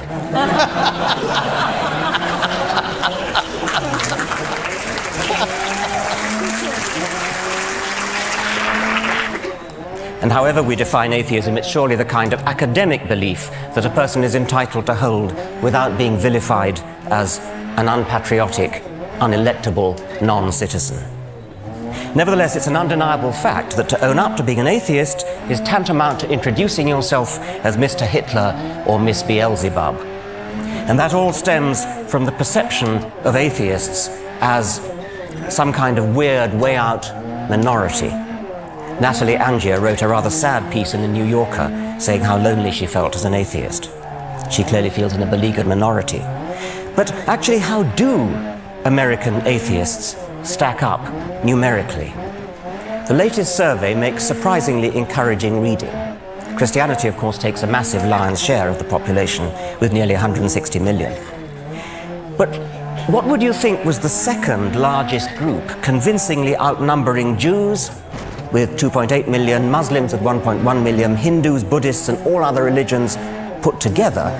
The second largest group, with nearly 30 million, is the one described as non-religious or secular. You can't help wondering why vote-seeking politicians are so proverbially overawed by the power of, for example, the Jewish lobby. The State of Israel seems to owe its very existence to the American Jewish vote, while at the same time consigning the non-religious to political oblivion. This secular non-religious vote, if properly mobilized, is 9 times as numerous as the Jewish vote. Why does this far more substantial minority not make a move to exercise its political muscle? Well, so much for quantity. How about quality? Is there any correlation, positive or negative, between intelligence and tendency to be religious?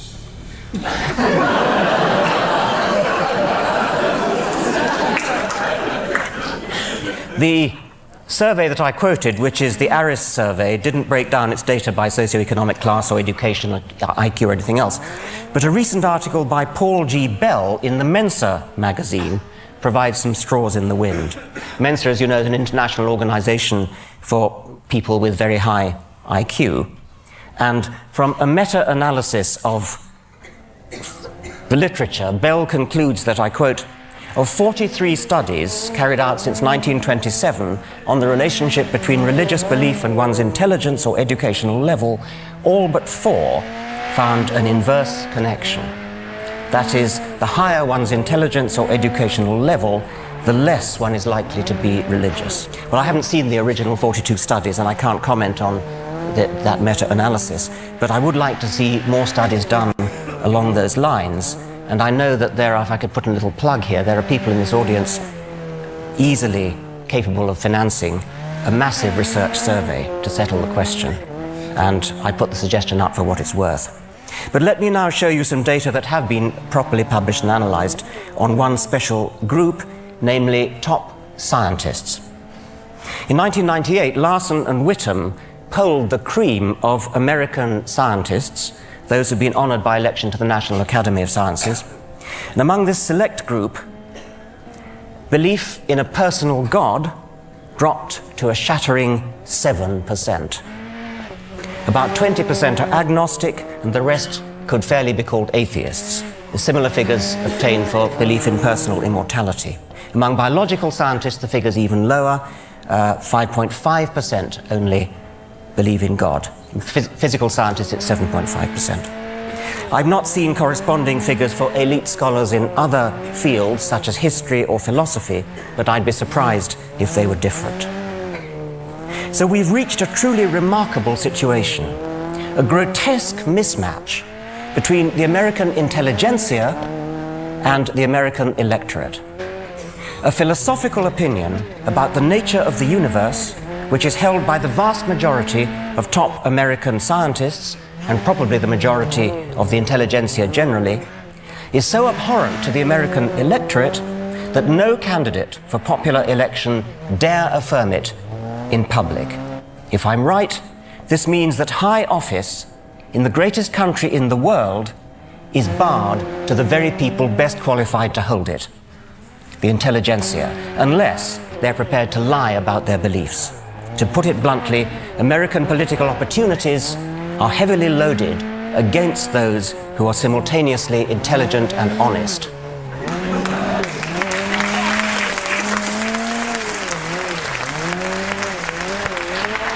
I'm not a citizen of this country, so I hope it won't be thought unbecoming if I suggest that something needs to be done. I've already hinted what that something is. From what I've seen of TED, I think this may be the ideal place to launch it. Again, I fear it will cost money. We need a consciousness-raising, coming out campaign for American atheists. This could be similar to the campaign organized by homosexuals a few years ago, although heaven forbid that we should stoop into public outing of people against their will. In most cases, people who out themselves will help to destroy the myth that there is something wrong with atheists. On the contrary, they'll demonstrate that atheists are often the kinds of people who could serve as decent role models for your children, the kinds of people an advertising agent could use to recommend a product, the kinds of people who are sitting in this room. There should be a snowball effect, a positive feedback, such that the more names we have, the more we get. There could be non-linearities, threshold effects. When a critical mass has been obtained, there's an abrupt acceleration in recruitment. And again, it will need money. I suspect that the word atheist itself contains or remains a stumbling block, far out of proportion to what it actually means, and a stumbling block to people who otherwise might be happy to out themselves. So what other words might be used to smooth the path, oil the wheels, sugar the pill? Darwin himself preferred agnostic, and not only out of loyalty to his friend Huxley, who coined the term. Darwin said, "I have never been an atheist in the same sense of denying the existence of a God. I think that generally an agnostic would be the most correct description of my state of mind." He even became uncharacteristically tetchy with Edward Aveling. Aveling was a militant atheist who failed to persuade Darwin to accept the dedication of his book on atheism, incidentally giving rise to a fascinating myth that Karl Marx tried to dedicate Das Kapital to Darwin, which he didn't. It was actually Edward Aveling. What happened was that Aveling's mistress was Marx's daughter, and when both Darwin and Marx were dead, Marx's papers became muddled up with Aveling's papers, and a letter from Darwin saying, "My dear sir, thank you very much, but I don't want you to dedicate your book to me," was mistakenly supposed to be addressed to Marx. And that gave rise to this whole myth, which you've probably heard, it's sort of urban myth, that the Marx tried to dedicate Capital to Darwin. Anyway, it was Aveling, and when they met, Darwin challenged Aveling. "Why do you call yourselves atheists?" "Agnostic," retorted Aveling, "was simply atheist writ respectable, and atheist was simply agnostic writ aggressive." But Darwin complained, "But why should you be so aggressive?" Darwin thought that atheism might be well and good for the intelligentsia, but that ordinary people were not, quote, ripe for it. Which is, of course, our old friend, the "don't rock the boat" argument. It's not recorded whether Aveling told Darwin to come down off his high horse. But in any case, that was more than 100 years ago. You'd think we might have grown up since then. Now, a friend, an intelligent, lapsed Jew, who incidentally observes the Sabbath for reasons of cultural solidarity, describes himself as a tooth fairy agnostic. He won't call himself an atheist because it's in principle impossible to prove a negative, but agnostic on its own might suggest that God's existence was therefore on equal terms of likelihood as his non-existence. So my friend is strictly agnostic about the tooth fairy, but it isn't very likely, is it? Like God. Hence the phrase tooth fairy agnostic. Bertrand Russell made the same point using a hypothetical teapot in orbit about Mars. You strictly have to be agnostic about whether there is a teapot in orbit about Mars, but that doesn't mean you treat the likelihood of its existence as on all fours with its non-existence. The list of things which we strictly have to be agnostic about doesn't stop at tooth fairies and teapots, it's infinite. If you want to believe one particular one of them, unicorns or tooth fairies or teapots or Yahweh, the onus is on you to say why. The onus is not on the rest of us to say why not. We who are atheists are also a-fairyists and a-teapotists. But we don't bother to say so. And this is why my friend uses tooth fairy agnostic as a label for what most people would call atheist. Nonetheless, if we want to attract deep down atheists to come out publicly, we're going to have to find something better to stick on our banner than tooth fairy or teapot agnostic. So how about humanist? This has the advantage of a worldwide network of well-organized associations and journals and things already in place. My problem with it is only its apparent anthropocentrism. One of the things we've learned from Darwin is that the human species is only one among millions of cousins, some close, some distant. And there are other possibilities like naturalist, but that also has problems of confusion because Darwin would have thought naturalist. Naturalist means, of course, as opposed to supernaturalist, and it is used sometimes. Darwin would have been confused by the other sense of naturalist, which he was, of course, and I suppose there might be others who would confuse it with nudism. Such people might be those belonging to the British lynch mob, which last year attacked a paediatrician in mistake for a paedophile.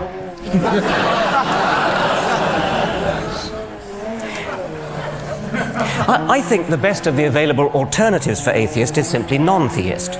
It lacks the strong connotation that there's definitely no God, and it could therefore easily be embraced by teapot or tooth fairy agnostics. It's completely compatible with the God of the physicists. When atheists like Stephen Hawking and Albert Einstein use the word God, they use it, of course, as a metaphorical shorthand for that deep, mysterious part of physics which we don't yet understand. non-theist will do for all that, yet unlike atheist, it doesn't have the same phobic, hysterical responses. But I think actually the alternative is to grasp the nettle of the word atheism itself, precisely because it is a taboo word, carrying frissons of hysterical phobia. Critical mass may be harder to achieve with the word atheist than with the word non-theist, or some other non-confrontational word. But if we did achieve it with that dread word, atheist itself, the political impact would be even greater. Now, I said that if I were religious, I'd be very afraid of evolution. I go further. I would fear science in general if properly understood. And this is because the scientific worldview is so much more exciting, more poetic, more filled with sheer wonder than anything in the poverty-stricken arsenals of the religious imagination. As Carl Sagan, another recently dead hero, put it, how is it that hardly any major religion has looked at science and concluded, this is better than we thought? The universe is much bigger than our prophets said, grander, more subtle, more elegant. Instead, they say, no, no, no, my God is a little God, and I want him to stay that way. A religion, old or new, that stressed the magnificence of the universe, as revealed by modern science, might be able to draw forth reserves of reverence and awe hardly tapped by the conventional faiths. Now, this is an elite audience, and I would therefore expect about 10% of you to be religious. Many of you probably subscribe to our polite cultural belief that we should respect religion. But I also suspect that a fair number of those secretly despise religion as much as I do. If you're one of them, and of course many of you may not be, but if you are one of them, I'm asking you to stop being polite, come out and say so. And if you happen to be rich, give some thought to ways in which you might make a difference. The religious lobby in this country is massively financed by foundations, say nothing of all the tax benefits, by foundations such as the Templeton Foundation and the Discovery Institute. We need an anti-Templeton to step forward.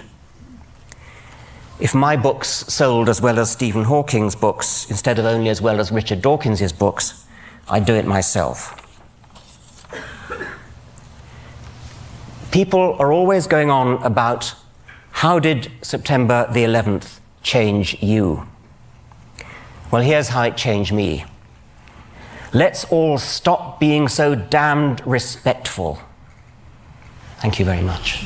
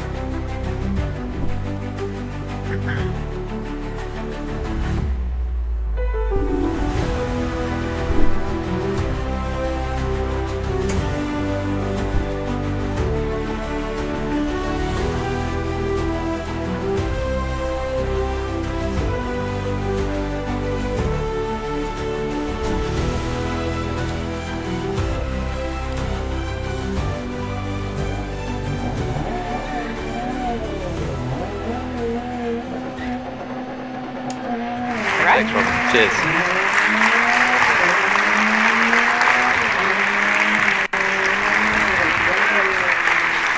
Thank you. Well, ladies and gentlemen, welcome to the Wilshire Ebel Theatre. My name is Alex O'Connor. I think most of you don't care about that, though. You've paid your money instead to see perhaps the world's most well-known evolutionary biologist on what is probably his last ever US tour. So, I'm not really one for wasting time.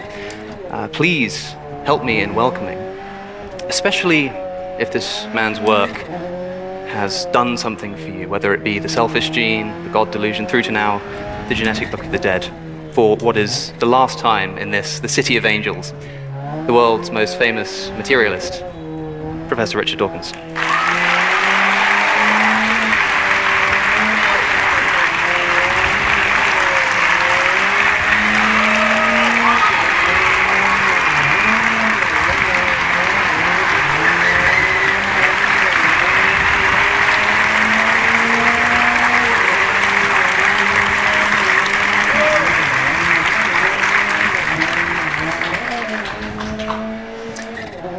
Professor Dawkins, your latest book, The Genetic Book of the Dead, tells us that animals, or at least their ancestral history, can be read like a book.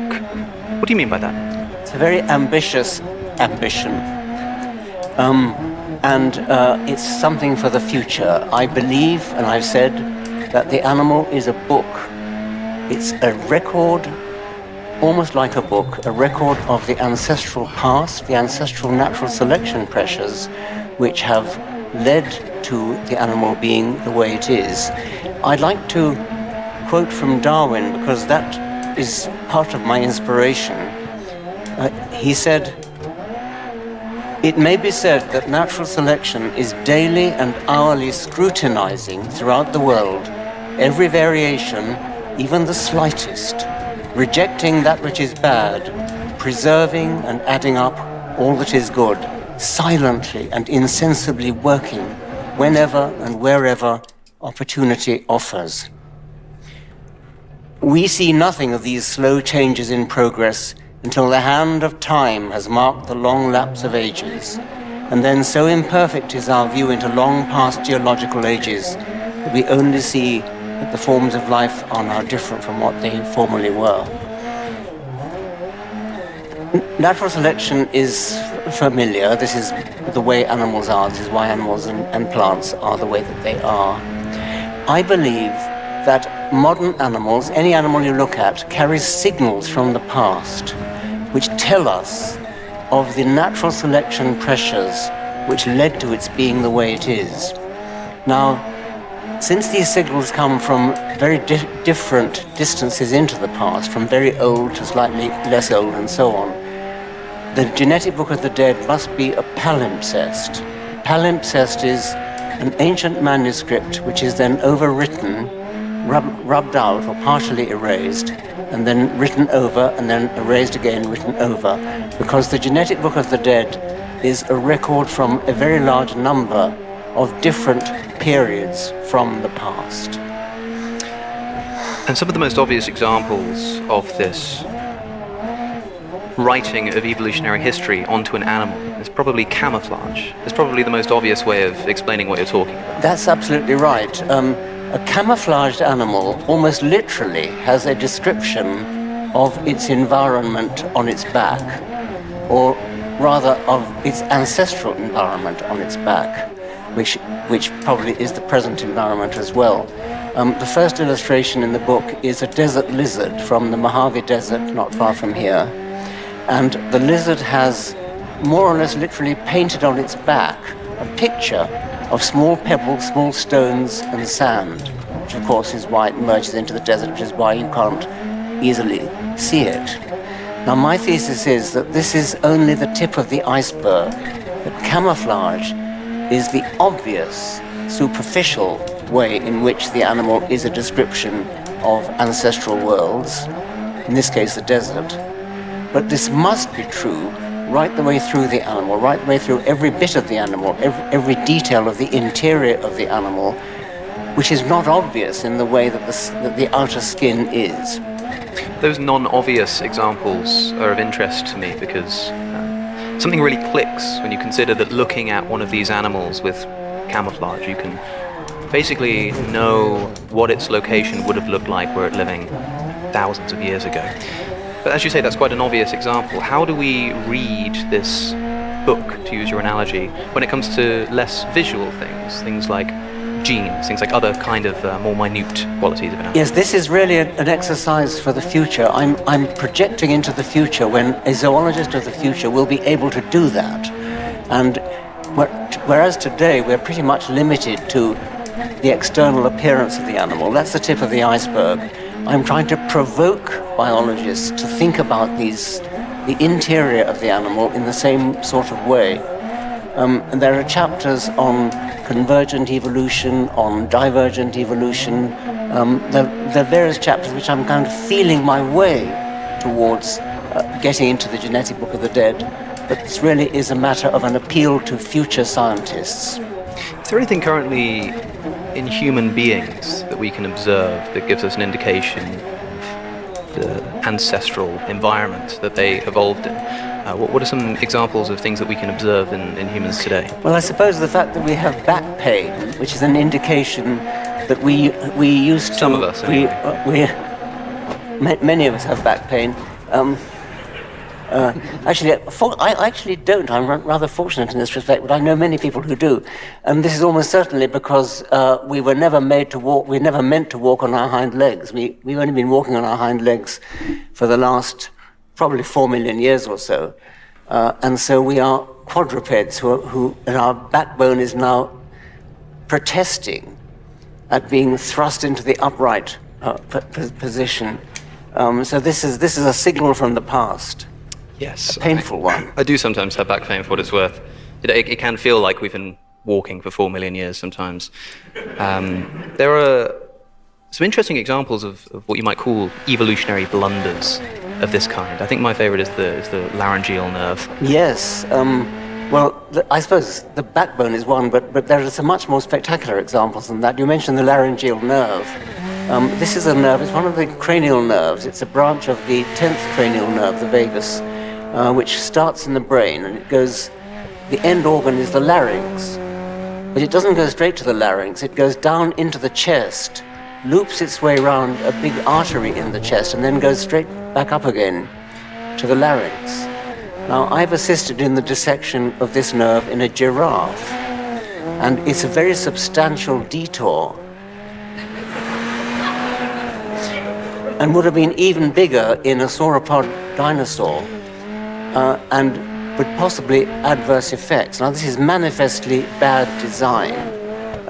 Any designer would have been sacked if they had wired up the nerve in this way.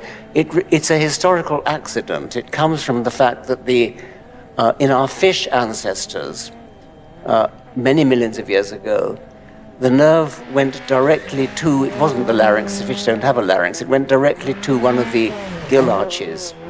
And in those days, the most direct route was south of that aorta.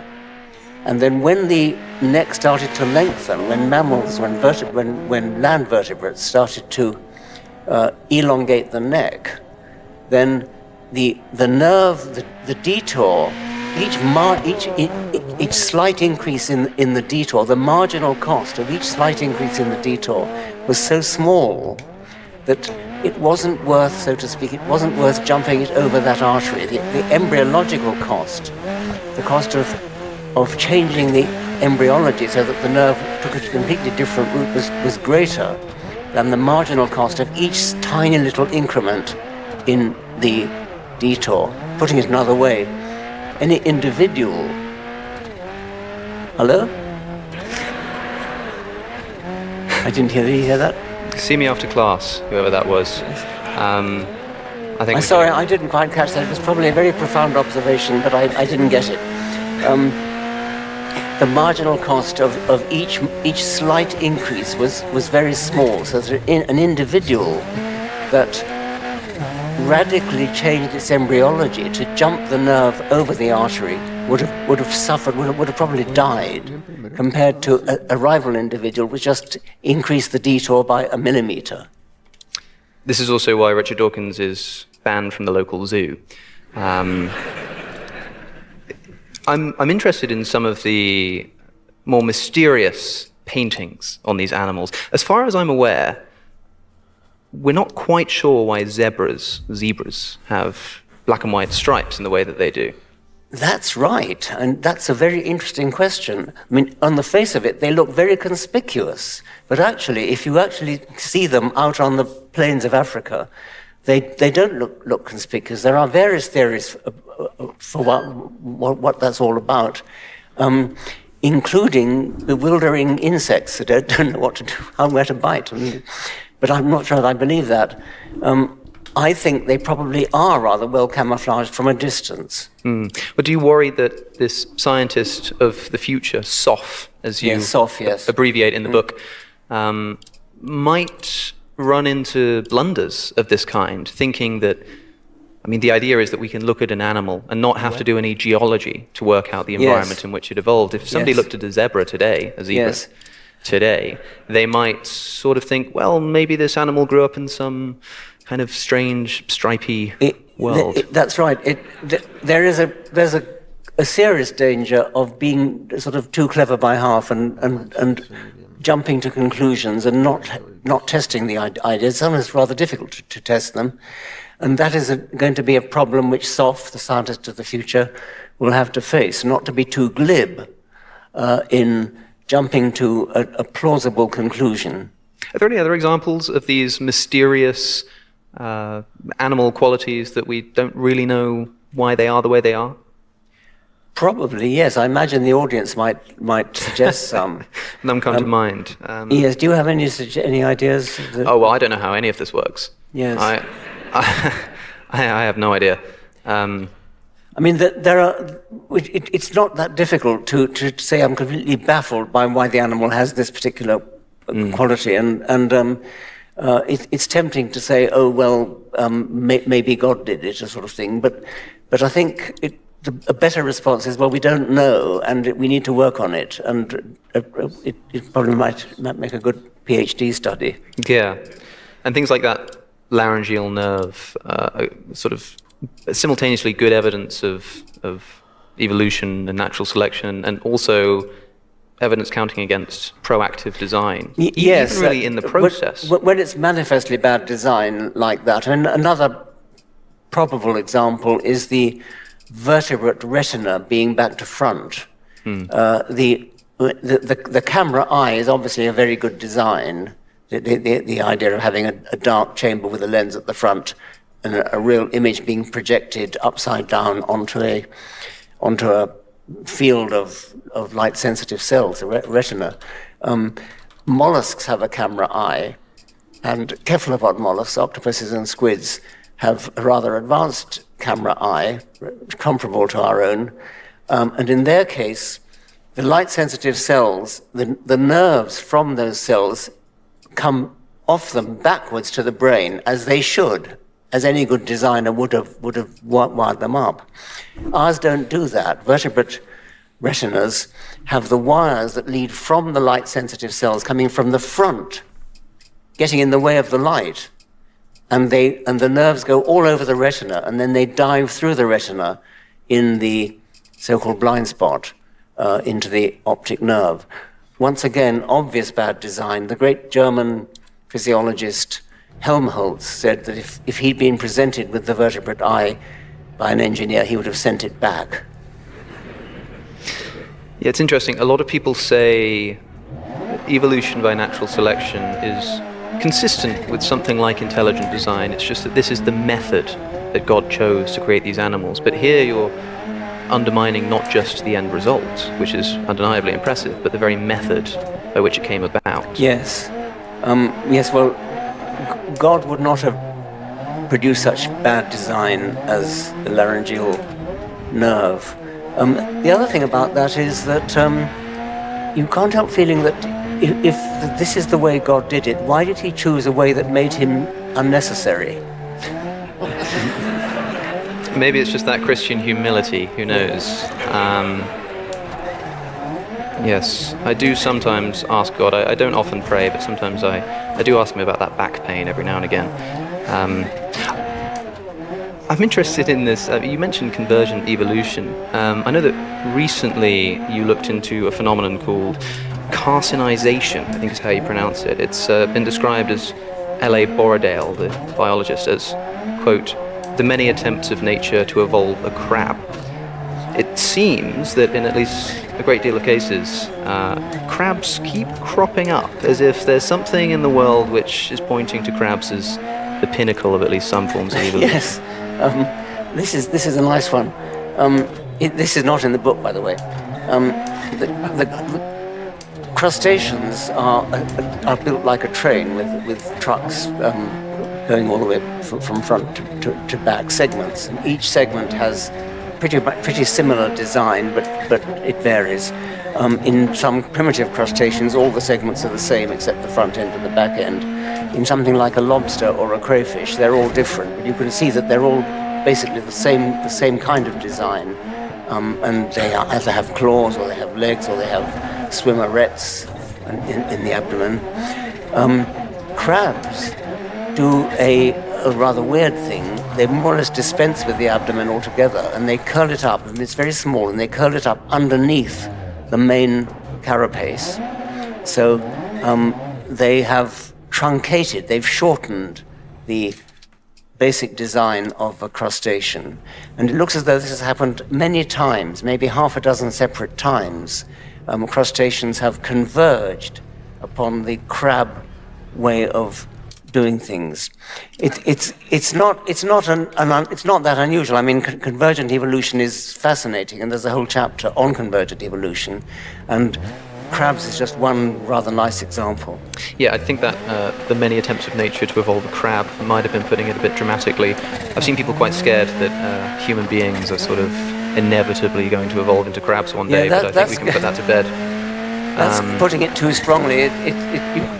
You've got to start off as a crustacean if you want to become a crab. Indeed. I've just remembered that in H.G. Wells's Time Machine, the time traveler goes forward in time eventually, a long way forward, and the only creature he sees is giant crabs. So maybe there's something in this. Are there any other interesting examples of convergent evolution?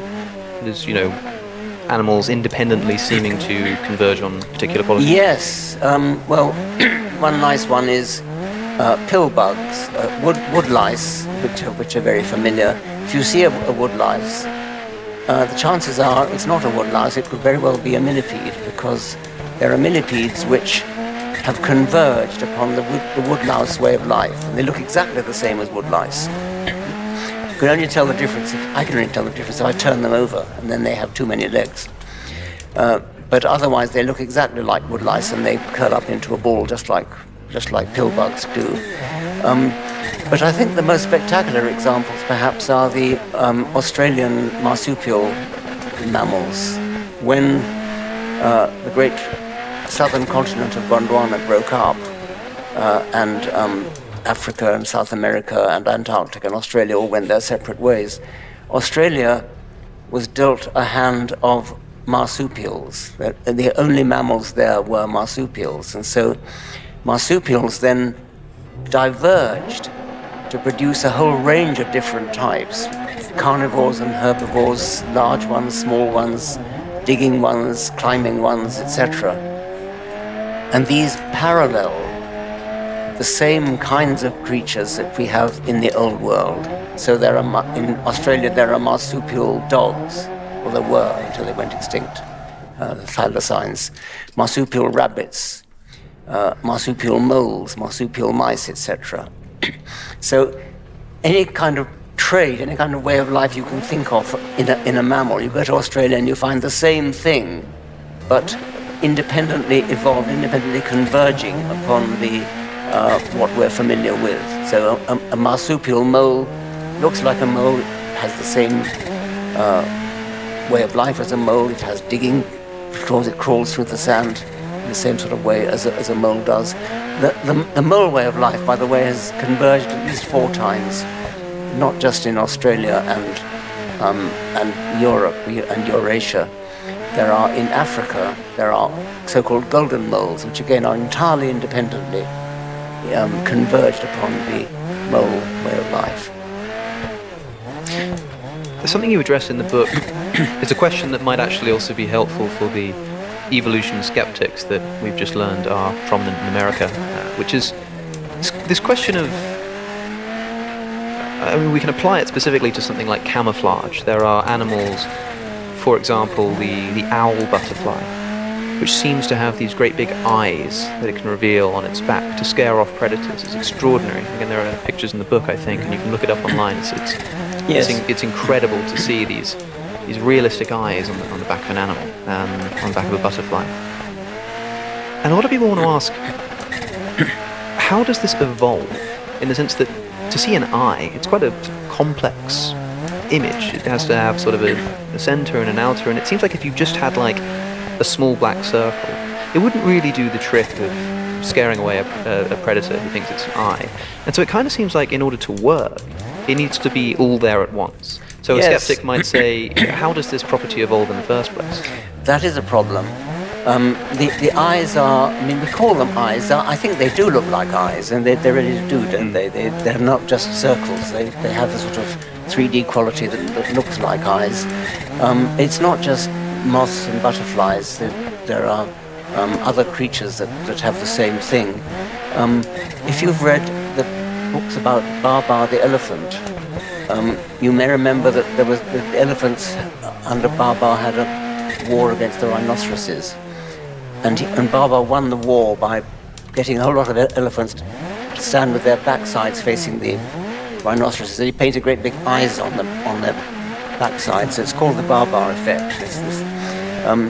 It's been worked on by a man called David Blest, and it really does seem to scare predators. They probably don't actually think it is eyes, but something about the eye pattern is startling.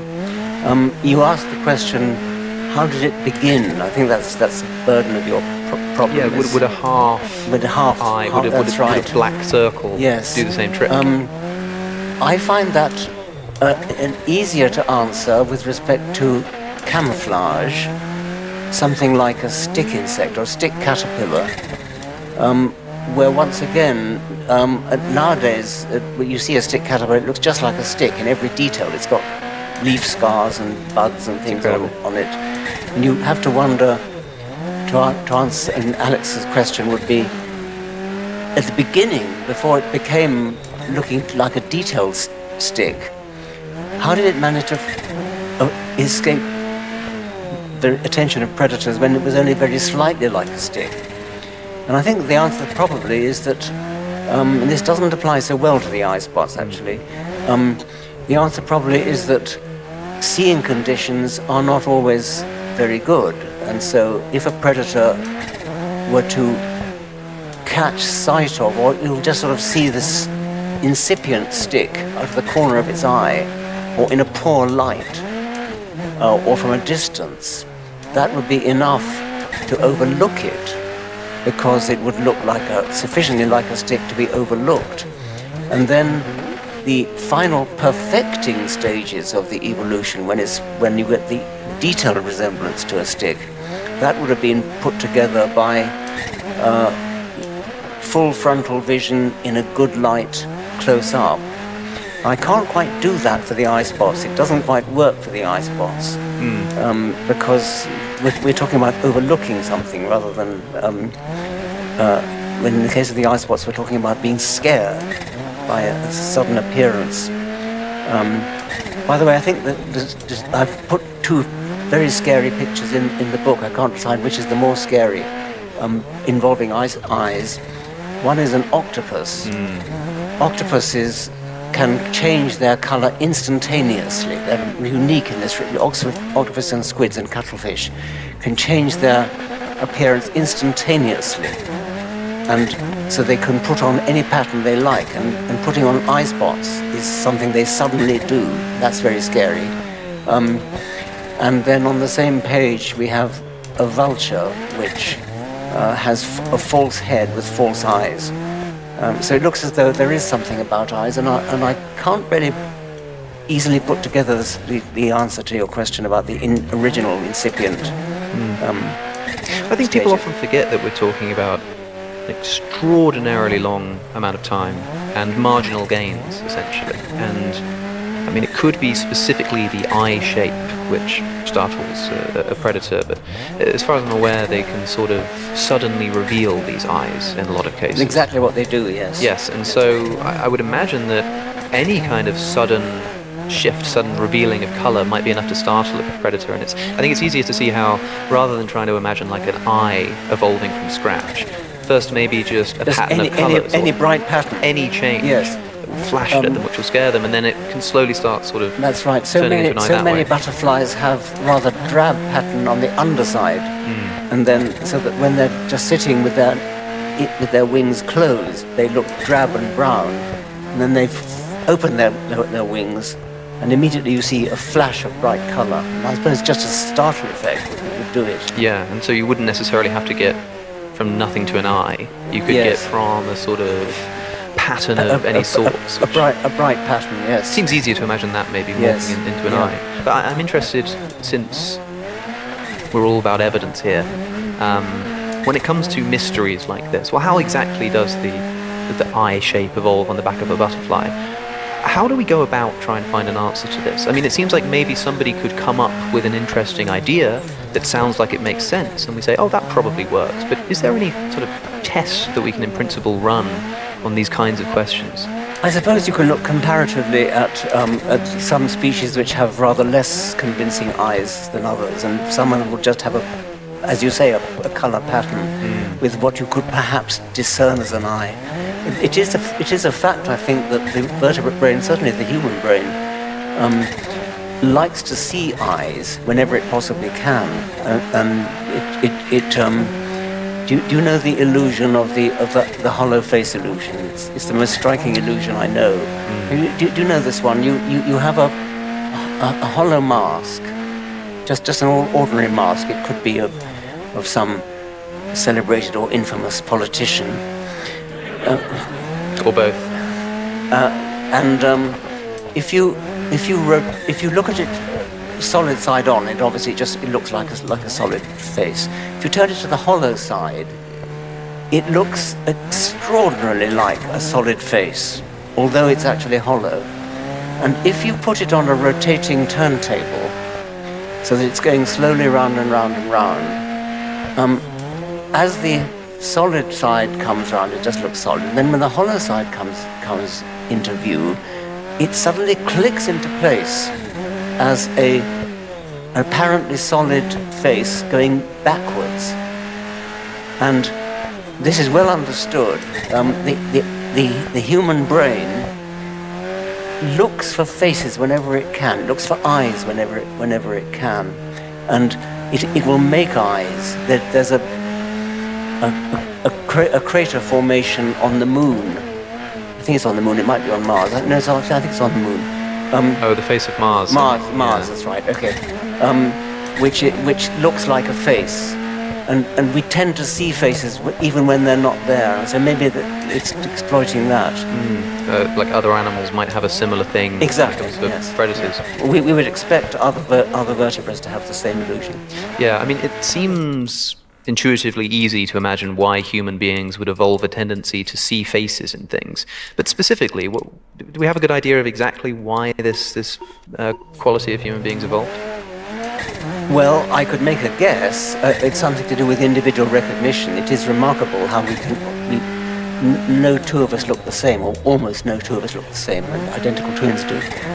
But it is remarkable how much variation you could pack into a face. Yeah. There is a neurological condition, prosopagnosia, where people cannot recognize faces. It's a remarkable thing because they can see a nose, an eye, two eyes, and a mouth, and they know they're there. A chap can't recognize his own wife. I wonder if people with that condition also are less prone to sort of I suppose they can't see faces in things in the way that other human beings do. Like if you see two drains and a line underneath it, we bet, sort of yes, immediately see a I'd face. expect so. I suppose that quality isn't there at all for that kind of person. It's interesting. Well, human beings now evolve in a very strange circumstance. I mean, one day we might be able to read this genetic book of the dead for human beings and get an idea of how we evolved, but it seems like now we live in a scenario of unnatural selection. We're not all just sort of facing the elements and allowing the weak to die and the strong to thrive. In many ways, society has flipped this on its head, and now we make proactive efforts to protect those who are more vulnerable to the elements. How do you suspect that this will change not only the evolutionary trajectory of human beings, but also the ability of future evolutionary historians to look at human beings and take a guess at their ancestry?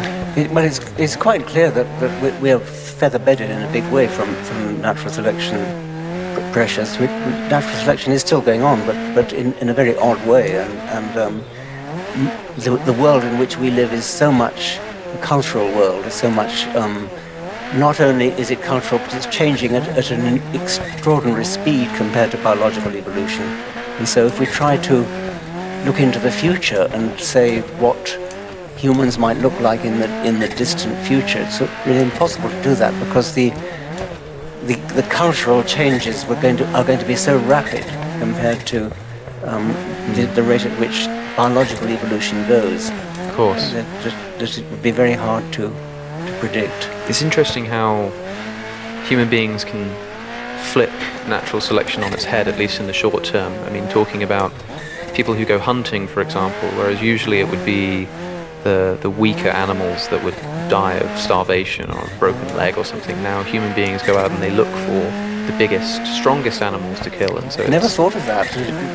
Trophy hunters. Yes, and so there are many instances like that. Like you could imagine, for example, these incredible owl butterflies. Human beings evolve and they find them quite beautiful, and maybe they start hunting them and putting them in cases, and so you end up with an evolutionary pressure, if it goes on for long enough, to get rid of the eyes, because now you've got a bunch of people who this want has them. been happening with elephants in Africa quite rapidly.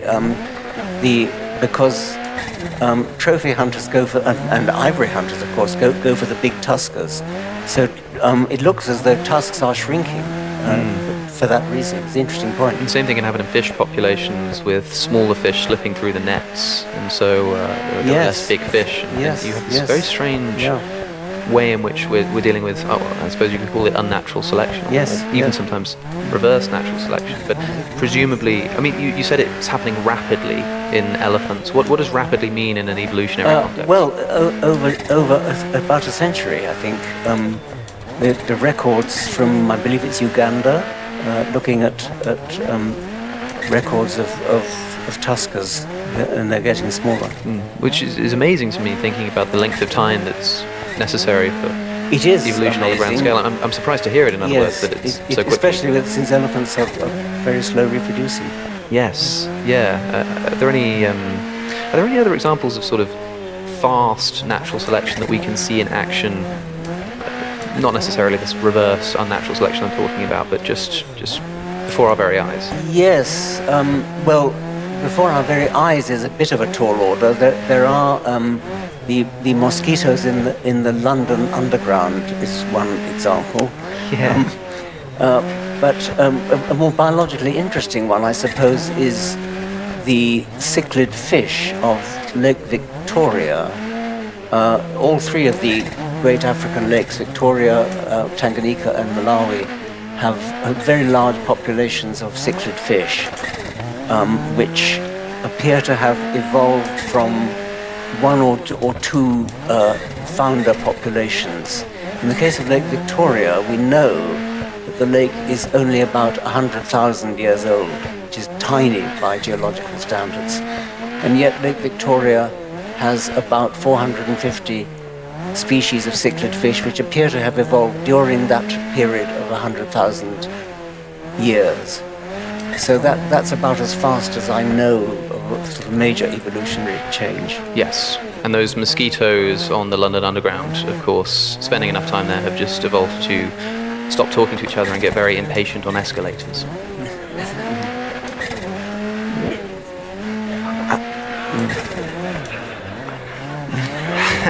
haven't we also seen this? There's something about butterflies or moths in the Industrial Revolution getting darker. This is a well-known case. Since the Industrial Revolution in the 18th and 19th centuries, 20th century, various animals have evolved darker coloration. This has been well worked out by Bernard Kettlewell in Peppered Moths, Biston betullaria. In rural areas to this day, the majority of these moths are pale colored, and they sit on bark and are well camouflaged on pale bark. In industrial areas, like in the region around Birmingham and Manchester, where the trees are blackened from smoke from industry, the moths are predominantly black or very, very dark, and they're well camouflaged there. And Kettlewell showed with experiments and observations that it's undoubtedly true that in the industrial areas, the pale-colored moths are selectively picked off by bird predators, and in the rural areas, the dark-colored moths are selectively picked off. So in a matter of a couple of 100 years, in industrial areas, we've seen an evolutionary change from light color to dark color. Can you help us understand how this happens with the gene as the unit of selection for natural selection? Well, in the case of industrial melanism, genetics is well known, and it's a kind of textbook example of what happens. It is just a single gene change, and of course, to get interesting evolution, you've got to have longer than that. Darwin was quite confused in his lifetime about how the genetics would work, given that he thought that there was a process of gene blending going on. That's right. In Darwin's time, and up until the experiments of Gregor Mendel, the Austrian monk, in the 19th century, everybody thought that inheritance was blending. They thought that each child was a kind of mixture, blend, like mixing two liquids together of the parents. And Darwin was no exception. Well, almost. I can come on to that. And this gave Darwin a lot of grief because a hostile reviewer called Fleming Jenkin, hostile reviewer of The Origin of Species, said that natural selection would be impossible because the variation would disappear, and any new mutation, which we didn't call it mutation in those days, any new variant which was advantageous would soon be swamped by this blending process. The example that Fleming Jenkin used was a horrible racist example, but you don't have to do it that way. Darwin was worried by this. And little did he know the solution to the problem was buried in a German journal, the work of Gregor Mendel. Darwin's German wasn't that great, and he never came across this paper. And Mendel's work was unknown until after Darwin's death, and it was rediscovered in 1900 or so. And what Mendel showed is that genetics is digital. Genes are all or none. You either get a particular gene from your parent or you do not. You either pass it on to your child or you do not. They don't blend. They go intact from grandparent to parent to child to grandchild and so on. You either get a particular gene or you don't. They never mix. They never blend. Tantalizingly, Darwin was almost onto this. There's a letter from Darwin to Wallace, who was his co-discoverer of natural selection, in which Darwin describes experiments he did on peas, which is interesting because Mendel also worked on peas. And Darwin said in his letter to Wallace that he had crossed two varieties, I forget what they were, say white and purple, I can't remember what the colours were, and he got either white or purple, either one colour or the other, but not a blend. So Darwin was onto that. in the particular case of these peas. And then he said something very revealing. He said, I do not consider this any more remarkable than the fact that when you cross, he didn't put it quite this way, when you cross a male and a female, you get male or female offspring. You don't get some intermediate. So in a way, what Mendel did, and what Darwin kind of almost did, was to spot that just as sex is not blending, when you cross a male and a female, you don't get a hermaphrodite. You get either a son or a daughter. If only he'd generalized that to genetics generally, when you cross anything with anything, you don't get a blend, you get one or the other. Then he would have been able to see through the Fleming-Jenkin problem. By the way, one of the reasons why it kind of looks blending sometimes is so-called polygenes, where you have lots of different small genes, genes with small effects, which have a summation effect. They're all digital, they're all particulate in themselves, but because there are lots of them, it looks as though they are blending. So, for example, something like skin color, which looks skin like it color really is a very good example, where if you cross black and white, you tend to get an intermediate, and that's because you've got a whole lot of separate polygenes, which in themselves are particulate, and having a summated effect. You've got a helpful analogy for this: the difference between sort of taking some colored paint and mixing it together versus using sort of well, that's beads. right. If you take red and blue paint and mix them together, you get purple. And if you then mix purple with purple, you don't reconstruct red and blue. But in genetics, that's just what you do. It's more like having a bunch of tiny little beads yes. of different colors. And yes, that's what it is, and that's what Mendelian genetics is often expressed as.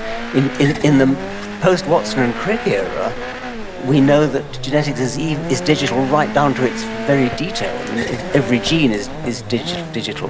But that was not known to Mendel, of course. It's a little bit like how computer screens work in their color. There's no yellow in a lot of computer screens, I think. And that's right. We've just got these three different colors. I think it's red, blue, and green, and little pixels.